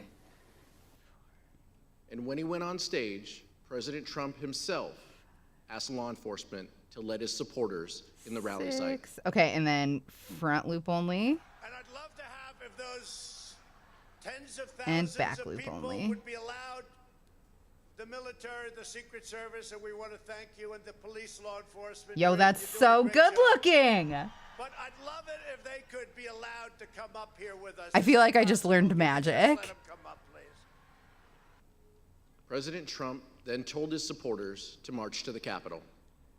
Let's pause at this point to consider President Trump's state of mind. Am I working from a Motivation. pattern? Kind of. I'm working from At that two point, it different was known patterns that I'm to mushing Secret Service together, that and members of the there's a crowd bunch were of stuff armed. in here that President I've Trump done had been like told, on and there my was no doubt own. Like I President made Trump it I knew made it what curly he was like going to do, this to be sending an like the angry bottom mob, of the ghost. a number of whom were clad in tactical gear and military garb. Hi Henry, armed with how are various you? weapons to the Capitol. It's so good to see There's you. no scenario where that action is benign. And there's So no I'm scenario kind where of an American designing it president should have myself engaged with in the that help conduct. of other patterns, if It that did makes not sense. matter whether President Trump believed the election had been stolen or not. This could not be justified on any basis for any reason. 3. You may also recall testimony from our summer hearings regarding Mr. Trump's efforts to lead the 4. mob to the Capitol himself in his angry altercation in the presidential SUV 5. when the Secret Service told him it was far too dangerous for him to go. 6. As we detailed in testimony from the You can go Metropolitan ahead and Police exclamation and point White pattern House for the personnel ghost. during our We're now July working on the 21st teddy hearing, bear, so I should information change about it. Actually, the here, I can just altercation copy and was paste. widely known. So widely known these that one two former White guys. House employee with national security responsibilities. Yeah, there's that one. And explained then that this for the information teddy was, in fact, bear, water cooler talk in the White House complex. As that professional told us, they remember hearing in the days after if anybody January 6th, here, how I don't angry think the I have president any was when he was in a limo that mods afternoon. here. That professional Hi, also Bayo. How testified are you? that they were specifically informed of the president's irate behavior in the SUV by Mr. Ornato. That Mr. Ornato's I should have this going It was in Mr. the Engel because we're done with the Mr. ghost pattern Ornato now. in that office. We just They'd needed it expressed to me that to the like president kind of was figure out what we irate, were doing with the on point drive at the bottom. No Mr. mods. Engel Okay. did not deny the fact that the They president are was cute, aren't irate. they? That, of course, corresponds closely with the testimony you saw this summer. Okay, I need Cassidy to Hutchinson, a Metropolitan Police officer who was in the motorcade. kind of pay attention and from here. multiple sources.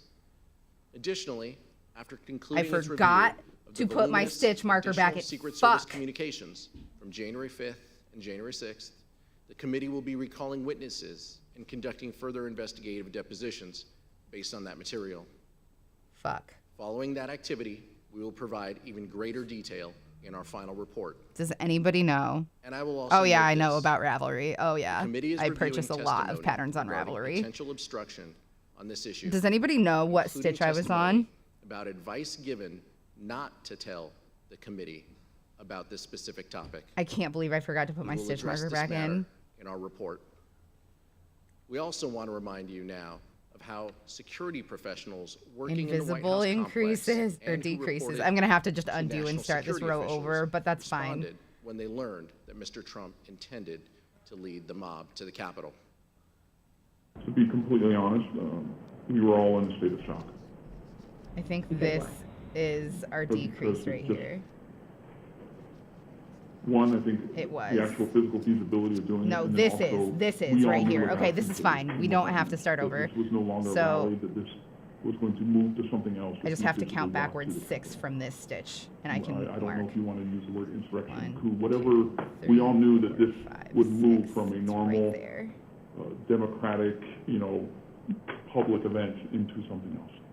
Why were we alarmed? Right. The president wanted to lead tens of thousands of people to the Capitol. There we go. I think that was enough grounds for us to be alarmed. President Trump was still considering traveling to the Capitol even after returning to the White House. Nice. He knew well before 2 p.m. that a violent riot was underway at the Capitol. He was aware of the ongoing lawlessness. But his Okay, I have to motorcade count was for this held whole row, on for West sure. Executive Avenue, outside the White House, because he still wanted to join the crowd. Here's Kayleigh McEnany, the White House press secretary, describing an exchange she had with the president as soon as he arrived back at the White House. So to the best of my recollection, I recall him being, saying that he wanted to physically walk and be a part of the march, and then saying that he would ride the beast if he needed to, right in the presidential limo. From the Secret Service, the Select Committee Clever has ass also decrease. obtained Oh no. important new evidence on this issue. It shows how frantic this hour must have been for the Secret Service, scrambling to get the President of the United States to back down. Would you like me to from frag some dangerous stitches to help? Hey, and it's there reckless for that decisions if you want that to. put people in harm's way. Take a look at the Secret I never Service email want from you 1:19 to, p.m. but on I'm January also 6th. never going to be an The asshole minute about it. that President Trump got out of the presidential vehicle back at the White House. As soon as the president left his motorcade, leadership from the Secret Service contacted Bobby Engel, the lead agent for the presidential detail, and warned him that they were, quote, concerned about an OTR, an off-the-record movement, to the Capitol. 5. The people sworn to protect the safety of the President of the United States and who routinely put themselves in harm's way were convinced that this was a bad idea. Secret Service documents also reveal how agents were poised to take President Trump to the Capitol later that afternoon. Agents were instructed to don their protective gear and prepare for a movement. I cannot believe how good A few looking minutes that later, is. they That's were told wild to me. The president would leave for the Capitol in 2 hours. It wasn't until 1:55 p.m. that the president's lead Secret Service agent told them to stand down. We are not doing an OTR to the Capitol. By then, rioters had breached the Capitol and were violently attacking the efforts of the brave men and women in law enforcement trying to resist the mob. President Trump may not have gone to the Capitol on January 6th, but what he did from the White House cannot be justified. While congressional leaders, both Democrats and Republicans, worked with Vice President Pence to try and address the violence, President Trump refused urgent pleas for help from nearly everyone around him. And what he did do only made the situation worse. Mr. Chairman, I yield back. The gentleman yields back. The chair recognizes the gentleman from Maryland, Mr. Raskin, for an opening statement. Yeah, Thank you, it's Mr. Chairman. crazy. We're almost 2 years out. The president was still exhorting his wild. supporters at the Ellipse to go fight like hell at 12:50, around the time that the first wave of rioters first breached barricades defending the Capitol. Secret Service documents we recently received give a timeline of precisely what the White House knew and when. At 1:19, the President's Emergency Operations Center sent an email to Secret Service, national security, and military advisors to the President and Vice President, informing them that, quote, hundreds of Trump supporters stormed through metal barricades at the back of the Capitol building about 1 p.m. Wednesday, running past security guards and breaking fences. When the President returned to the White House around 1:20, he entered the Oval Office and was told right then about the onset of violence at the Capitol. From that point until approximately 4 p.m., over the next 2 hours and 40 minutes, the President stayed in the White House dining room, attached to the Oval Office, and watched this unprecedented assault take place at the Capitol. We have testimony from several members of the President's White House staff establishing that President Trump refused entreaties from his closest advisors and family members to tell his supporters to stand down and leave the Capitol. Here's the testimony of President Trump's White House counsel, Pat Cipollone. I can't talk about conversations with the president, but I can generically say that I said, you know, people need to be told, there needs to be a public announcement fast that they need to leave the Capitol. And Pat, could you let us know approximately when you said that? Yes, Tathra. Approximately when? Almost immediately after Really found quickly, out I need to start stuffing this because we're going to start decreasing now, and it's going to be so much harder to stuff it. I bought a pillow that I'm going to cut open, and we're going to use the stuffing out of that because there was a pillow on sale at IKEA that was in the like bargain bin thing for like ruined objects or whatever that they couldn't rightfully sell on the shelves. Hi, sweet boy. Monstro's here. He's being very cute. Hi, baby. Oh, you're so precious. All right, I'll be right back. 1 sec. How long has this hearing gone on for? What about the president? Almost 2 hours now. She said the staff. So I answered. No, I said in the White House. Oh, I'm sorry. I apologize. I thought you said who else on the staff.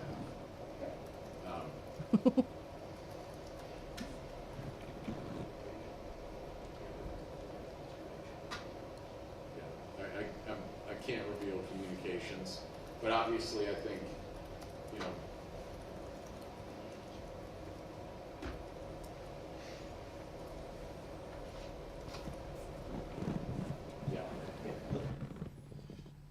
Mr. Cipollone's testimony is corroborated by multiple other White House staff members, including Cassidy Hutchinson. Here's Ms. Hutchinson describing what she heard from Mark Meadows. Oh, no, these hearings started in June or July. So not over a year. To the effect of, but the events heard him, Pat. leading up to Doesn't this wanna do trial it have been anymore. going Doesn't on think they're since doing January anything 6th of 2020.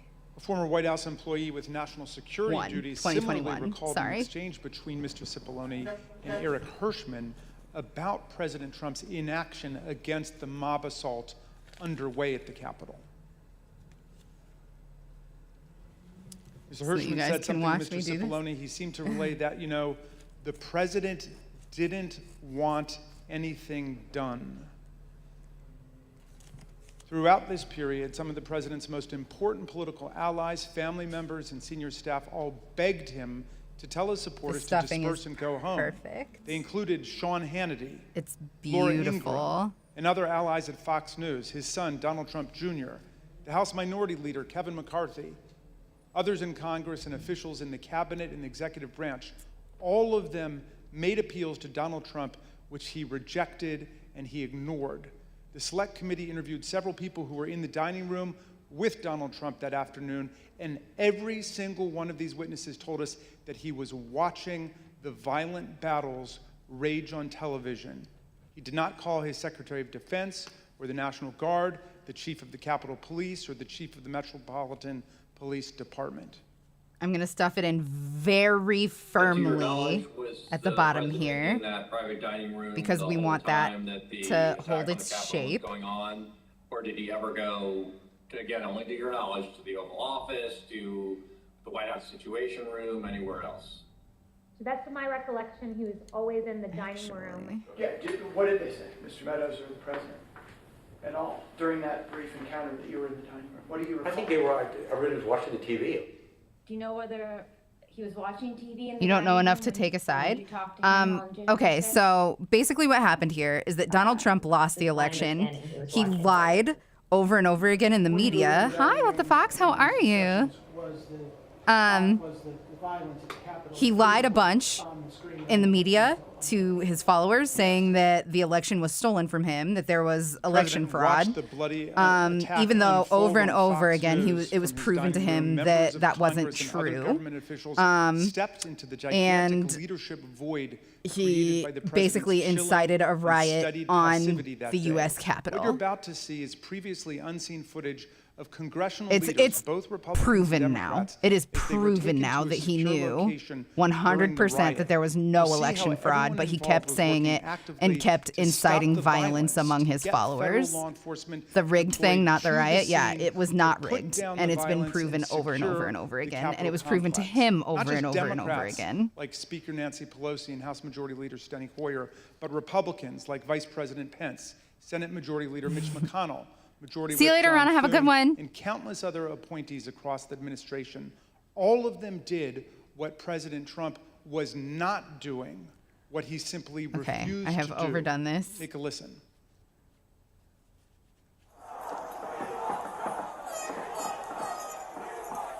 We're starting to get surrounded. They actually prefer dragon. It's just a bad habit of mine that I call them Rana. Unless we get more munitions, we're not going to be able to hold. The door has been Because I was calling them Dragon Reina for a long time. And they corrected me saying it's Rana. And so I thought that they just wanted to be called Rana. And that was something that stuck. And I don't know whether or not they corrected me after that. Until decently recently. Did not mean to rhyme that, but that worked out. I have a bachelor's degree in political science, and I wish I could chat with my old professors about all of this. Email them. Email them. and that we can elect a president of the United States. Did we go back into session? We did go back into session, but now apparently everybody on the floor is putting on tear gas masks to prepare for a breach. Well, I'm trying to get more information. They're putting on their tear gas masks.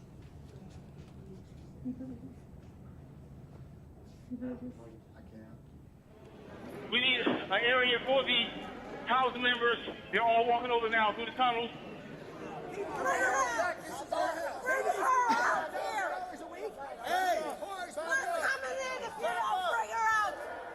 I'm going to call up the Jesus Christ, they were rabid. Senators who are still in their hideaways.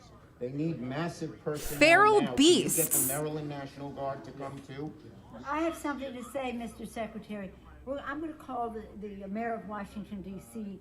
right now and see what other outreach she has to other police departments, as Leader Hoyer has mentioned.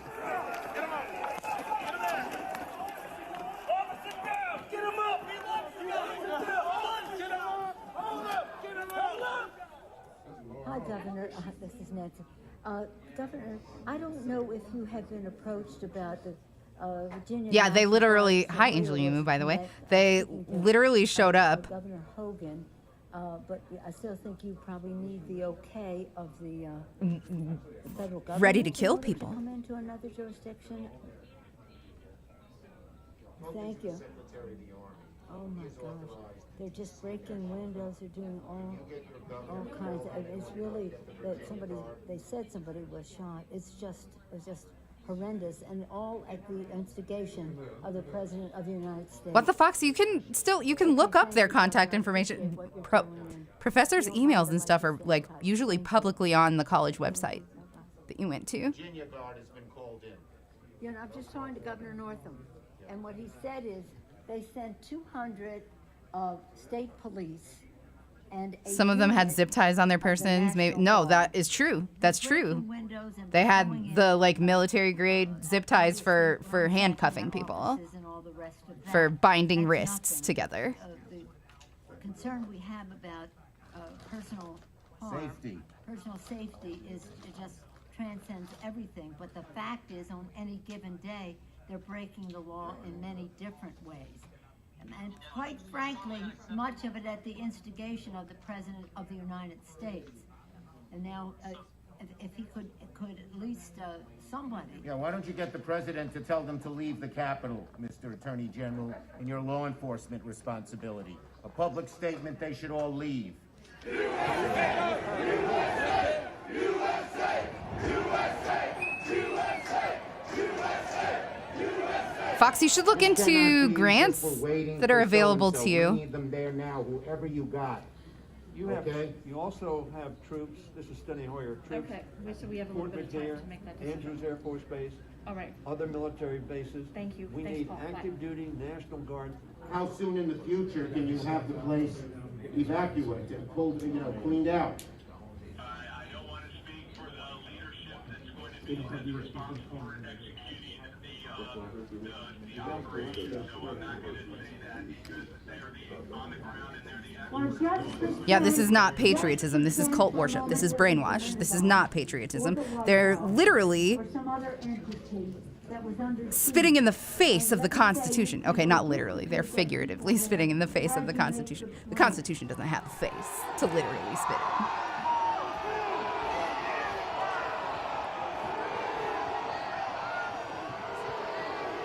Oh, happy Fox Mom birthday.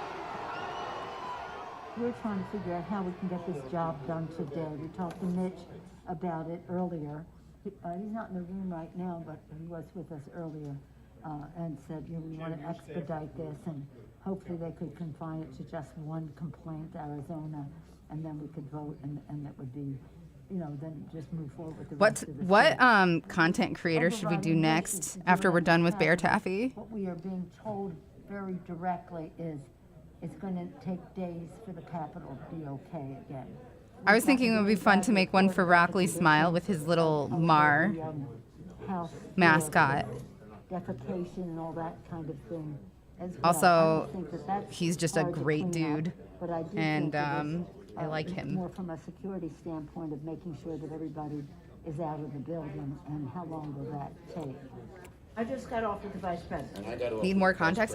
This is a ghost that I'm making for Bear Taffy. This is gonna be a bear, and I'm gonna dress it up to be like his mascot. I'm gonna give him a little top hat and monocle and a mustache. I said, well, we're getting a counterpoint that is, we could take time to clean up the poo-poo. I love They're Bear. Me too. making He's all my over fave. Literally and figuratively. I think I would really like to do one for Bananosaurus Rex at some point too. It may take days to get back.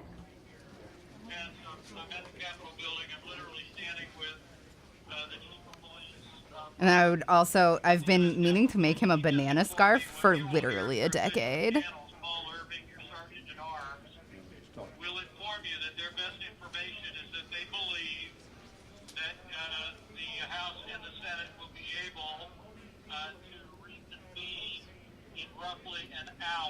Good news.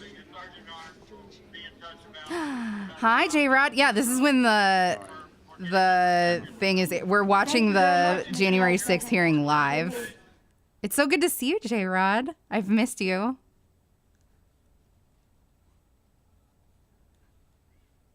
I do have a streamer in mind who is in the U.S., but I don't know if it's appropriate. Is it somebody that I know? Attorney General Jeff Rosen to get President Trump to call off the rioters. Of course, Acting AG Rosen did take action to defend the government, as did many other officials, but congressional leadership Probably not. recognized Yeah, on a I want it to be, bipartisan because basis it would be that really President creepy Trump for me to was the send only something to person somebody that get I the mob haven't even to end its violent siege of the Congress, been following. leave the You know what I Capitol mean? and go home. I appreciate Here's Senator your McConnell input either way, speaking though. after That's January 6th nice of you about how to be President Trump abandoned considering his for me. duties and failed to do his job. It was obvious that only President Trump could end this. I also want to do one for Bird and one for Minx He at was some the only point. one. I don't know what the hell I would do for Good. Minx, but for Bird, I would obviously do a Bird. Former aides publicly begged him to do so. Loyal allies frantically called the administration. All right, we are now at 42. did I not think that I act just have to swiftly. do a row of 42 He did now. not do his job. He didn't take steps so federal law could be faithfully executed. I hate Mitch McConnell so much, but And I am order so restored. happy. Like, I hate a lot of these politicians that are involved. In the midst of this In violent this, chaos, Kevin McCarthy implored Donald Trump to tell his supporters in the in mob this hearing, to leave the Capitol. but I am and when that so, didn't work, McCarthy called so glad Trump's that they're adult doing the children right to try to thing. get them Ghost to Bourbon, Ghost Minx, intercede yep. with Trump to I call off could the make a crochet insurrectionary pretzel. violence. That's so In our prior smart, hearings, really. we showed you a description of what McCarthy told Republican That's Congresswoman Jamie what I Herrera would do. Butler That's what I would do. about his conversation You're just with right. Trump When you're during right, the you're right, violence. and you're right Another witness, right Mick now. Mulvaney, President Trump's former chief of staff, has also come forward and corroborated her shocking account. You know, I asked Kevin McCarthy, who's the Republican leader, about this. Okay, so now I just need to do a few rows of single crochets at this width. You've got to call these people off. You know what the president said to him? This is as it's happening. He said, "Well, Kevin, these aren't my people. You know, these are Antifa." And Kevin responded and said, "No, they're your people. They literally just came through my office windows, and my staff are running for cover. I mean, they're running for their lives. You need to call them off." And the president's response to Kevin, to me, was chilling. He said, "Well, Kevin, I guess they're just more upset about the election, theft than you are." Crochet And booms. that's, you've seen widespread reports of Kevin McCarthy and the president having a basically. Oh, Biznap has been a really good friend to me over the years, too. I don't know what I would crochet for him, though. Maybe a dice block. Or maybe I could make him a fillet of the brimstone symbol. Yeah, it was very similar to what Jamie had, the conversation she had. Those are with him, Antifa, and fuck he you, told dude. about how he Legit. called and asked the president to get them to stop, and the president told him something. It's along always the so lines funny to of, me when they "Kevin, maybe these behave people as if are worried about Antifa is war like an or organized I had a faction conversation similar to that with Kevin or military in the group like days the and Proud week Boys. after the riot. And we know how Kevin McCarthy described President Trump's conduct, both in public and in private. The president bears responsibility. Because he was the one who for popularized Wednesday's broom attack on snapping, yeah. Congress by mob rioters. He should have immediately denounced the mob when he saw what was unfolding. These facts require immediate action by President Trump. I fucking wish Antifa was Accept organized. his Hi, share of Eric. Responsibility. Quell the Bud, brewing I love unrest, ya. And I ensure miss ya. President-elect Biden I'm excited for Friday. is able to successfully begin his term. But let me be very clear to all of you, and I've been very clear to the president. He bears responsibilities for his words and actions. No ifs, ands, or buts. I asked him personally today, does he hold responsibility for what happened? Does he feel bad about what happened? He told me he does have some responsibility for what happened. I don't really care for and you need to politics. acknowledge This is important, though, AJ. Like, this is not me scolding you. I am so happy that you're here either way. But this is one of the most significant political things that has happened in U.S. history. Him of cowardice for not unilaterally rejecting electoral college votes for Joe Biden and simply handing Trump the presidency. The impact of that And as much as Americans are shitty and full of themselves, if democracy crumbles in America, that's going to have really serious ramifications for the rest of the world as well. This deliberate decision to further enrage the mob Like, against that's Vice just President true. Pence cannot be justified by anything that President Trump might have thought about the election. The tweet came precisely at the time Pence's Secret Service detail was most seriously concerned for the America Vice is just President's kind of physical hanging by safety. a thread right We've now because obtained of new all of this documents stuff. from the Secret Service, real-time chats. Hey, I'm not full of that myself. I'm the underscored most not threat full of they myself, and I'm the knew best that at the it. Vice President would be facing because of the president's escalating Fair. incitement That's of true. the mob. Hi, sweet Kika. After Trump's tweet, one agent in the Secret Service's intelligence division immediately warned, POTUS just tweeted about Pence. Probably You're not right, going Graceful to be Lily. good That's just for true. Pence. That's just true. Another It's agent really reported the fucking dramatic rare impact of Trump's for anti-Pence tweet there to be a on his one-term followers. president. It's happened a few POTUS times in the said he past, lacked courage. but like Over never once 24,000 has likes such a fuss been in under raised. 2 minutes. And Employees that's like at Twitter were minimizing what nervously happened. monitoring People the died. situation. They People knew that died certain that Twitter day. users were rioting And people at the died Capitol from the and consequences of tweeting that about day. it And at the same now, time. even As worse the than that, afternoon we have progressed, fucking the company QAnon detected a surge that in is violent hashtags on the platform, responsible for even more including lines deaths. of lethal incitement, While I was like, away, execute Mike a Pence. nonner Listen fucking to this murdered former his Twitter family. employee, Just murked them. Anika Just Navarro, fucking who first shot came to the them. committee anonymously, And but then now himself. bravely agreed It's to be named wild. because she wants to speak out about the magnitude This of shit the is threats facing dangerous, our what's people. happening. This kind of misinformation is dangerous. This is stuff that we have to pay attention to. We have a duty to pay attention to this stuff. The Vice President. Hashtag. But JFK is still coming back, right? Even if he survived the gunshot to the head that liquefied his brains, he would be dead by now. As many of Donald Trump's tweets did, it again fanned the flames, and it was individuals who were already constructing gallows, who were already. He is rotten to the core. And like, he didn't even try to hide it. Or if he did, he's even stupider than I think he is. I hear he's bringing Lincoln with him. Now the individual who has called upon them to begin this coup is now pointing the finger at another individual while they're ready to do this.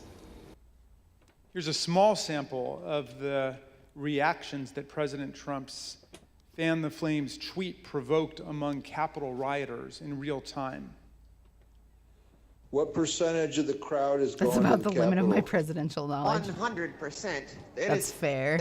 It has spread like wildfire that Pence has betrayed us, and everybody's marching on the Capitol, all million of us. It's insane. Right, Graceful Lily. They didn't incite literal deadly riots.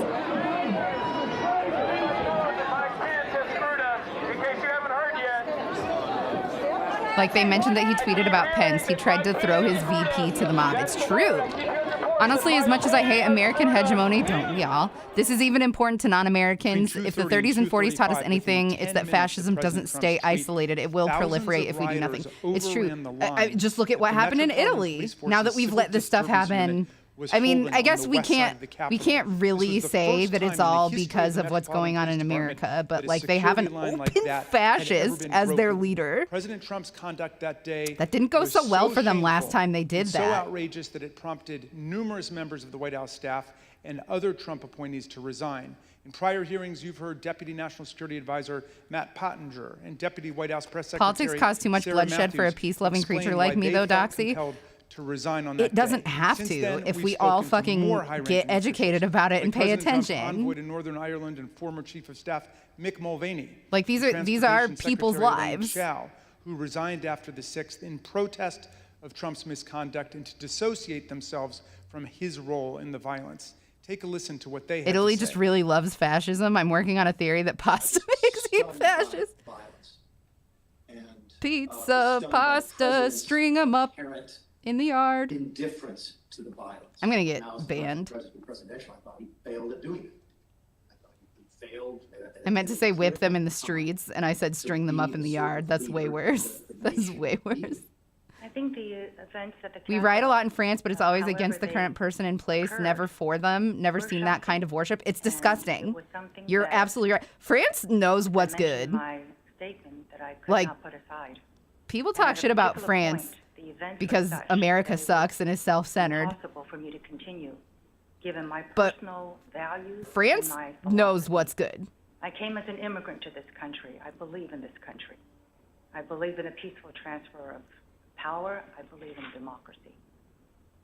And so it was a decision that I made on my own.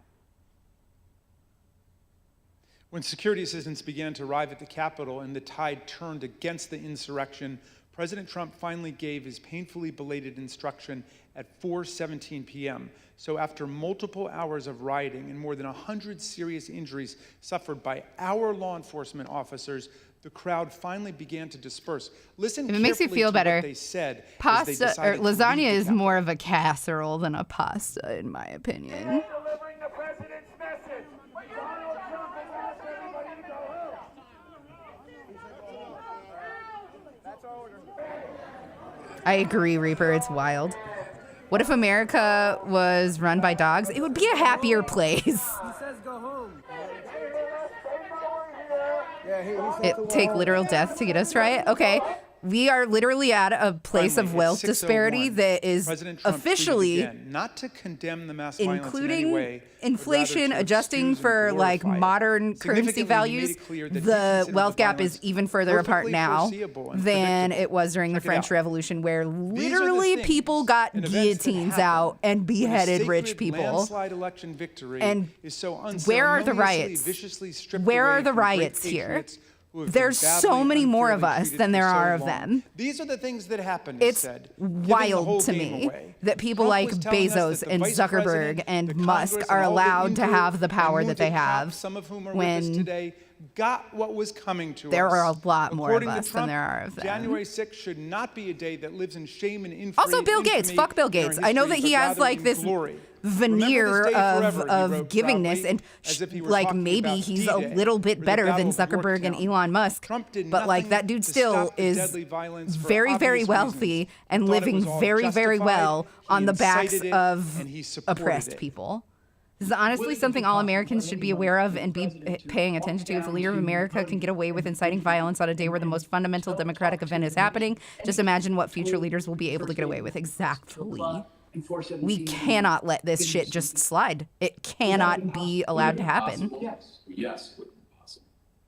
Adam Conover just did a kick-ass vid about billionaires. I will have to watch that. I fucking love Adam Conover. Did you know that he streams on Twitch? On camera almost instantly. He likes the FromSoft The White games. House press corps has I kind of offices stand that are him. located directly behind Bill Gates is the trash. briefing room. Yeah, And regardless so of he like had how wanted many to make an address vaccines from the he Oval provided Office. to We could however have many assembled people, the like White House he still press 1 million corps probably in a % matter of minutes walks to on the get them broken into the spines Oval of poor for him people do an to on-camera address. hoard wealth for himself. Mr. Chairman, nothing in law or fact could justify the president's failure to act. Yeah, you're right. I realized that the example that I gave was just for communities in Africa, which arguably need more help than we do, but still, like making the COVID pandemic worse out of greed is one of the most Chairman, disgusting things numerous I've ever heard in my places, our life. And Constitution all strongly these people that you're opposes seeing here today are insurrection and complicit in it, rebellion. and Bill Gates Article 1 is gives especially Congress the power to responsible for call it. forth Bill the Gates is militia trash. to suppress insurrections. Section 3 of the 14th Amendment disqualified from holding federal and state office anyone who has sworn an oath to defend the Constitution but betrays it by engaging in insurrection or rebellion. Eric, that's very It was President eloquently Lincoln, said. at the start of the Civil War in 1861, That is very well who said. best explained why democracy rejects insurrection. Insurrection, he said, is a war upon the first principle of popular government, the rights of the people.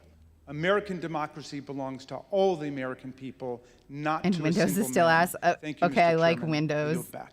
But Bill Gates hasn't had anything to do with Gentleman yields Windows for a back. long time.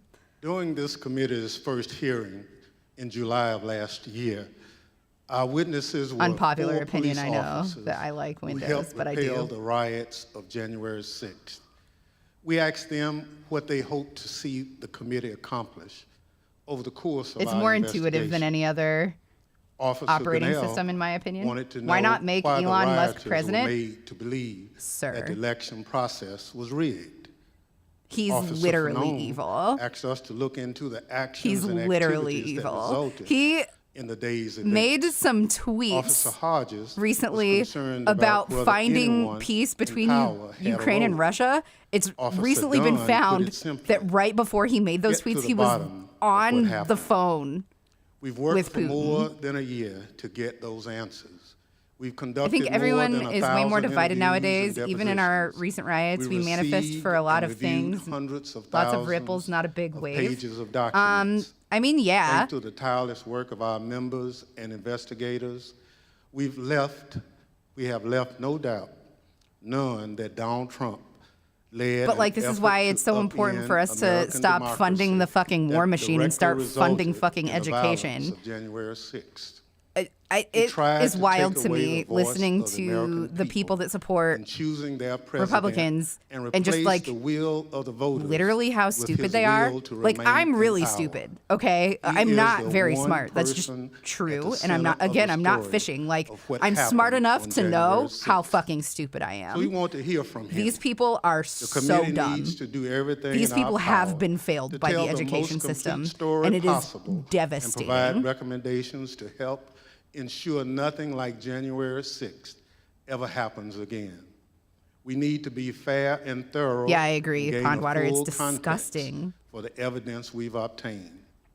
But the need for this committee to hear from Donald Trump goes beyond our fact-finding. This is a question about accountability to the American people. He must be accountable. He is required to answer for his Hi, actions. Kid 20. How are you? He's required to answer to those police officers who put their lives and bodies on the line to defend our democracy.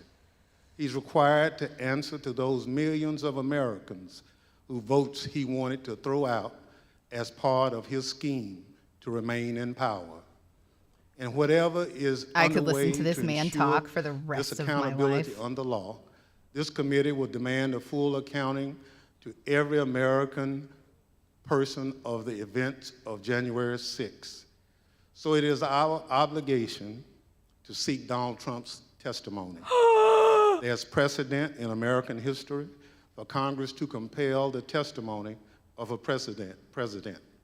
There's also precedent for presidents to provide testimony and documentary evidence to congressional investigators. We also recognize that a subpoena to a former president is a serious and extraordinary action. Holy That's why we shit. want to take this step in full view of the American people. Holy especially because the subject shit. matter at issue is so important to the American people. They're and the stakes subpoenaing- are so high. They're for our subpoenaing Donald future Trump, and our Graceful Lily. democracy. And so, I recognize the Vice Chair, Ms. Cheney of Wyoming, to offer a motion. Mr. Chairman, pursuant to today's notice, I send to the desk a committee resolution and ask for its immediate consideration. The clerk will report the resolution. Committee Resolution 1, resolved that the chairman be and is hereby directed to subpoena Donald J. Trump for documents and testimony in connection with the January 6th attack on the United States Capitol pursuant to Section 5C4 of House Resolution 503 and Clause 2M of Rule 11 of the Let's Rules of go. House of Representatives. Gentlewoman Let's from Wyoming fucking is go. recognized on her resolution. Thank you, Mr. Chairman. Mr. Chairman, our committee now has sufficient information to answer many of the critical questions posed by Congress at the outset. We have sufficient information to consider criminal referrals for multiple individuals and to recommend a range of legislative proposals to guard against another January 6th.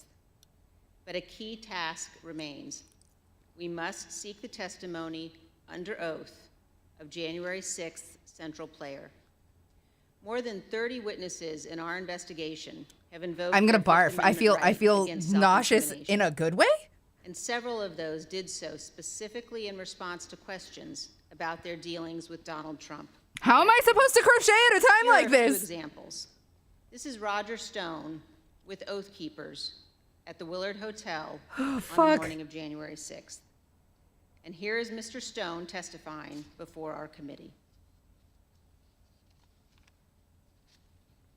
Did you speak to President Trump on his private cell phone on either January? Yes, you are, Alpha Pine. Once again, on advice of counsel, I will assert my Fifth Amendment right to respectfully decline to answer your question. This Holy is General shit. Michael Flynn walking with Oath Keepers on December 12th, 2020. And here is General Flynn's testimony before our committee. Did you, General Flynn, talk to President Trump at any point on January 6, 2021?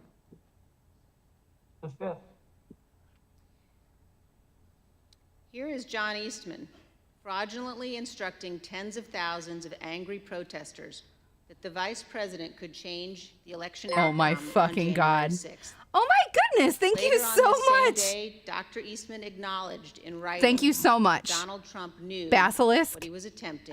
I don't know if it's Basilisk or Basilisk, John Eastman but thank you so much. Basilisk, maybe? Did President Trump authorize you to discuss publicly your January 4th, 2021 That's so conversation? hype. You're hype. Fifth. This is hype. This is the best So is day. it your position that you can Today is discuss the best in the day. media direct conversations you had with the President of the United States, but you will not discuss those same conversations with this committee? Fifth. Here is Jeff Clark, who conspired with Donald Trump to corrupt the Department of Justice. I'm going to be honest with y'all. I have no idea who President this guy Trump is, who wanted to Jeff appoint Clark Jeff is. Clark as acting Attorney Okay. General. And as you can see in this call log we obtained from the National Archives, he did so. And here is Mr. Clark testifying before our committee. Mr. Clark, when did you first talk directly with President Trump? Fifth. Mr. Clark, did you discuss with President Trump allegations of fraud in the Could somebody please just link that soundbite of President Trump Witnesses have also gone to enormous saying that if you're lengths not to guilty, avoid you should never testifying have about to their plead the dealings with fifth? Donald Trump. Could somebody just please link that Bannon for has me been really tried and fast? convicted by a jury of his peers for contempt of Congress. He is scheduled to be I would be sentenced in your for this debt. crime later this month. Criminal proceedings regarding Peter Navarro continue.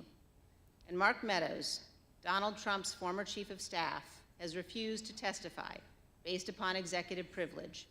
The committee's litigation with him continues. Mr. Chairman, at some point, the Department of Justice may well unearth the facts that these and other witnesses are currently concealing. But our duty today is to our country and our children and our Constitution. We are obligated to seek answers directly from the man who set this all Thanks, in babe. motion. And every American is entitled to those answers, so we can act now to protect our republic.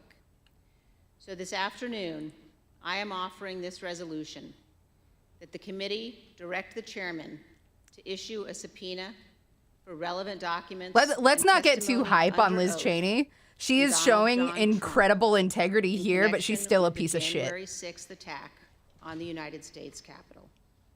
Thank you, Mr. Chairman. I yield back. Gentlelady yields back. If there's no further Even a broken debate, clock is right twice a question day. Is on agreeing to the resolution. Those in favor will say aye. Aye. Those opposed is no. She is showing a In the lot of opinion integrity of the throughout this chair, whole the process. ayes have it. You're absolutely Chairman, I correct. request a recorded vote. A recorded vote is requested. The clerk will call the roll. Ms. Cheney. Aye. Ms. Cheney, aye. Ms. Lofgren. Aye. Ms. Lofgren, aye. Mr. Schiff. Aye. Mr. Schiff, aye. Mr. Aguilar. Aye. Mr. Aguilar, aye. Mrs. Murphy. Aye. Mrs. Okay, a Murphy, broken clock aye. is right at least once a day, Mr. if not Raskin? twice. Aye. Mr. Raskin, aye. Mrs. Luria. Good call, Graceful Lily. Mrs. Luria, aye. Mr. Kinzinger. Kinzinger, aye.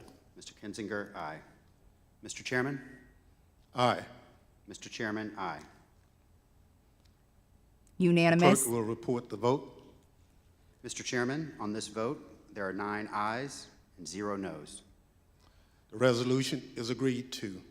Without objection, a motion to reconsider is laid on the table. The chair requests that those in the hearing room remain seated until the Capitol Police have escorted members This from was the room. explosive today. Without objection, the committee stands adjourned. I feel like I'm gonna cry right now. Okay, y'all. I don't even care if this gets me DMCA'd. Oh, fuck.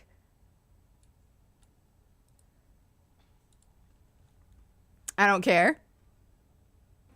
When you have your staff taking the Fifth Amendment, taking the Fifth so they're not prosecuted, when you have the man that set up the illegal server taking the Fifth, I think it's disgraceful. Fifth Amendment. This coffee has never tasted better. The mob takes the Fifth. If you're innocent, why are you taking the Fifth Amendment? Fifth Amendment, horrible. Horrible. He pleaded the Fifth, and that was the end. We never heard about him again. This is like Watergate, only it's worse. Because here, our foreign enemies were in a position to hack our most sensitive national security secrets.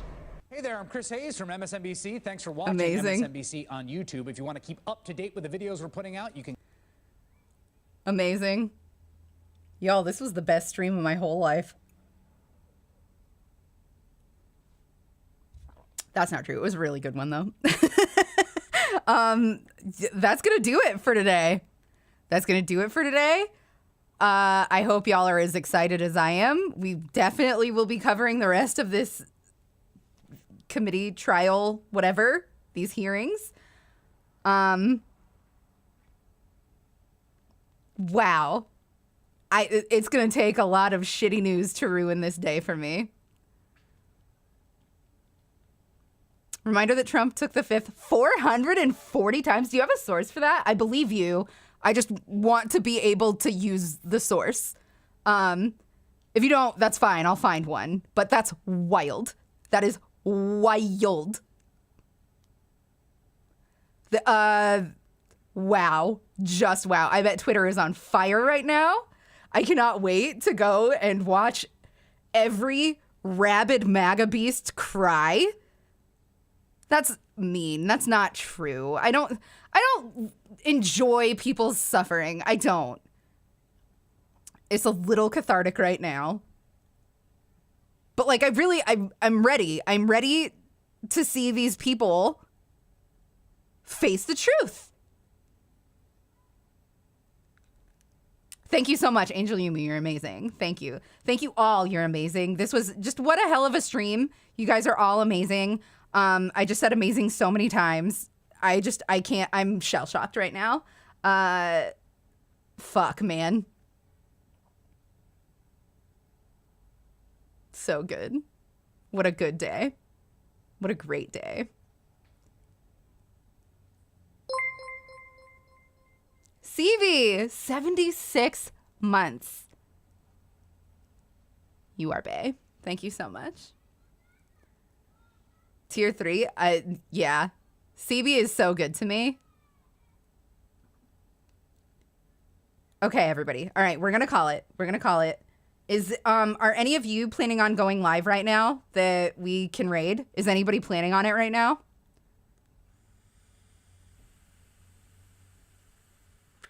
If not, I'll find someone else to raid. It's not a problem.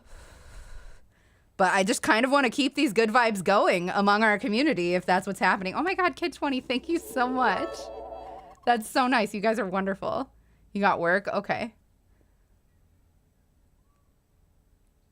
It doesn't look like anybody is going live, so that's okay. I'll find somebody fun to raid. Just wow. Thank you all so much for being here. I will see you guys tomorrow night. And we're going to watch Nexpo's 10 tapes series, or not Nexpo, sorry, Nightmind's 10 tapes series. Hell yeah.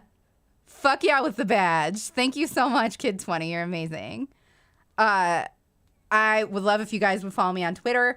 I don't have really anything else that I can plug, but definitely if y'all want a chance to win PAX Unplugged badges, check out Dungeon Dad. He is my partner, the love of my life, and an amazing Dungeons and Dragons streamer. YouTuber. He doesn't stream much, but he does incredible YouTube content, and I would love so much for you guys to go check him out. I will find somebody to raid now. I'm gonna run ads while I look. So please sit tight for those. I did not run as many ads as I am obligated to run during this stream. I'm kind of pushing the limits of what I'm supposed to do so that you guys don't have to watch that many ads.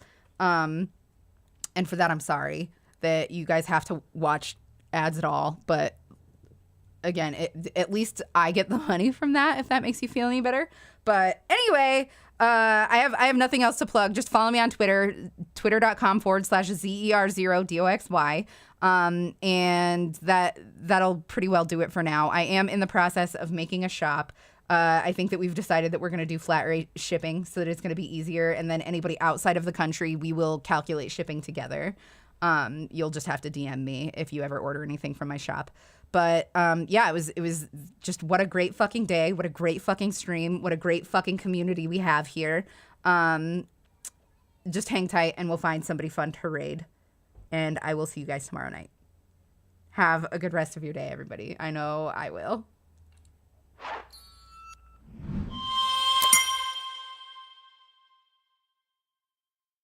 Diaturtle Sparkler, Bausilis K gifted a tier 1 sub to Diaturtle.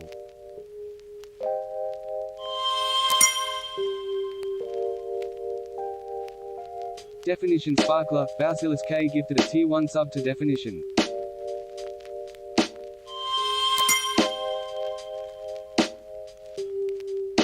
Lycan Biker 69 Sparkler, Bausilis K gifted a tier 1 sub to Lycan Biker 69.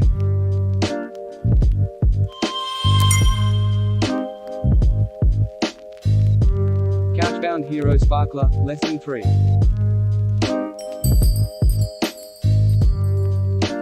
Kid 20 cheered.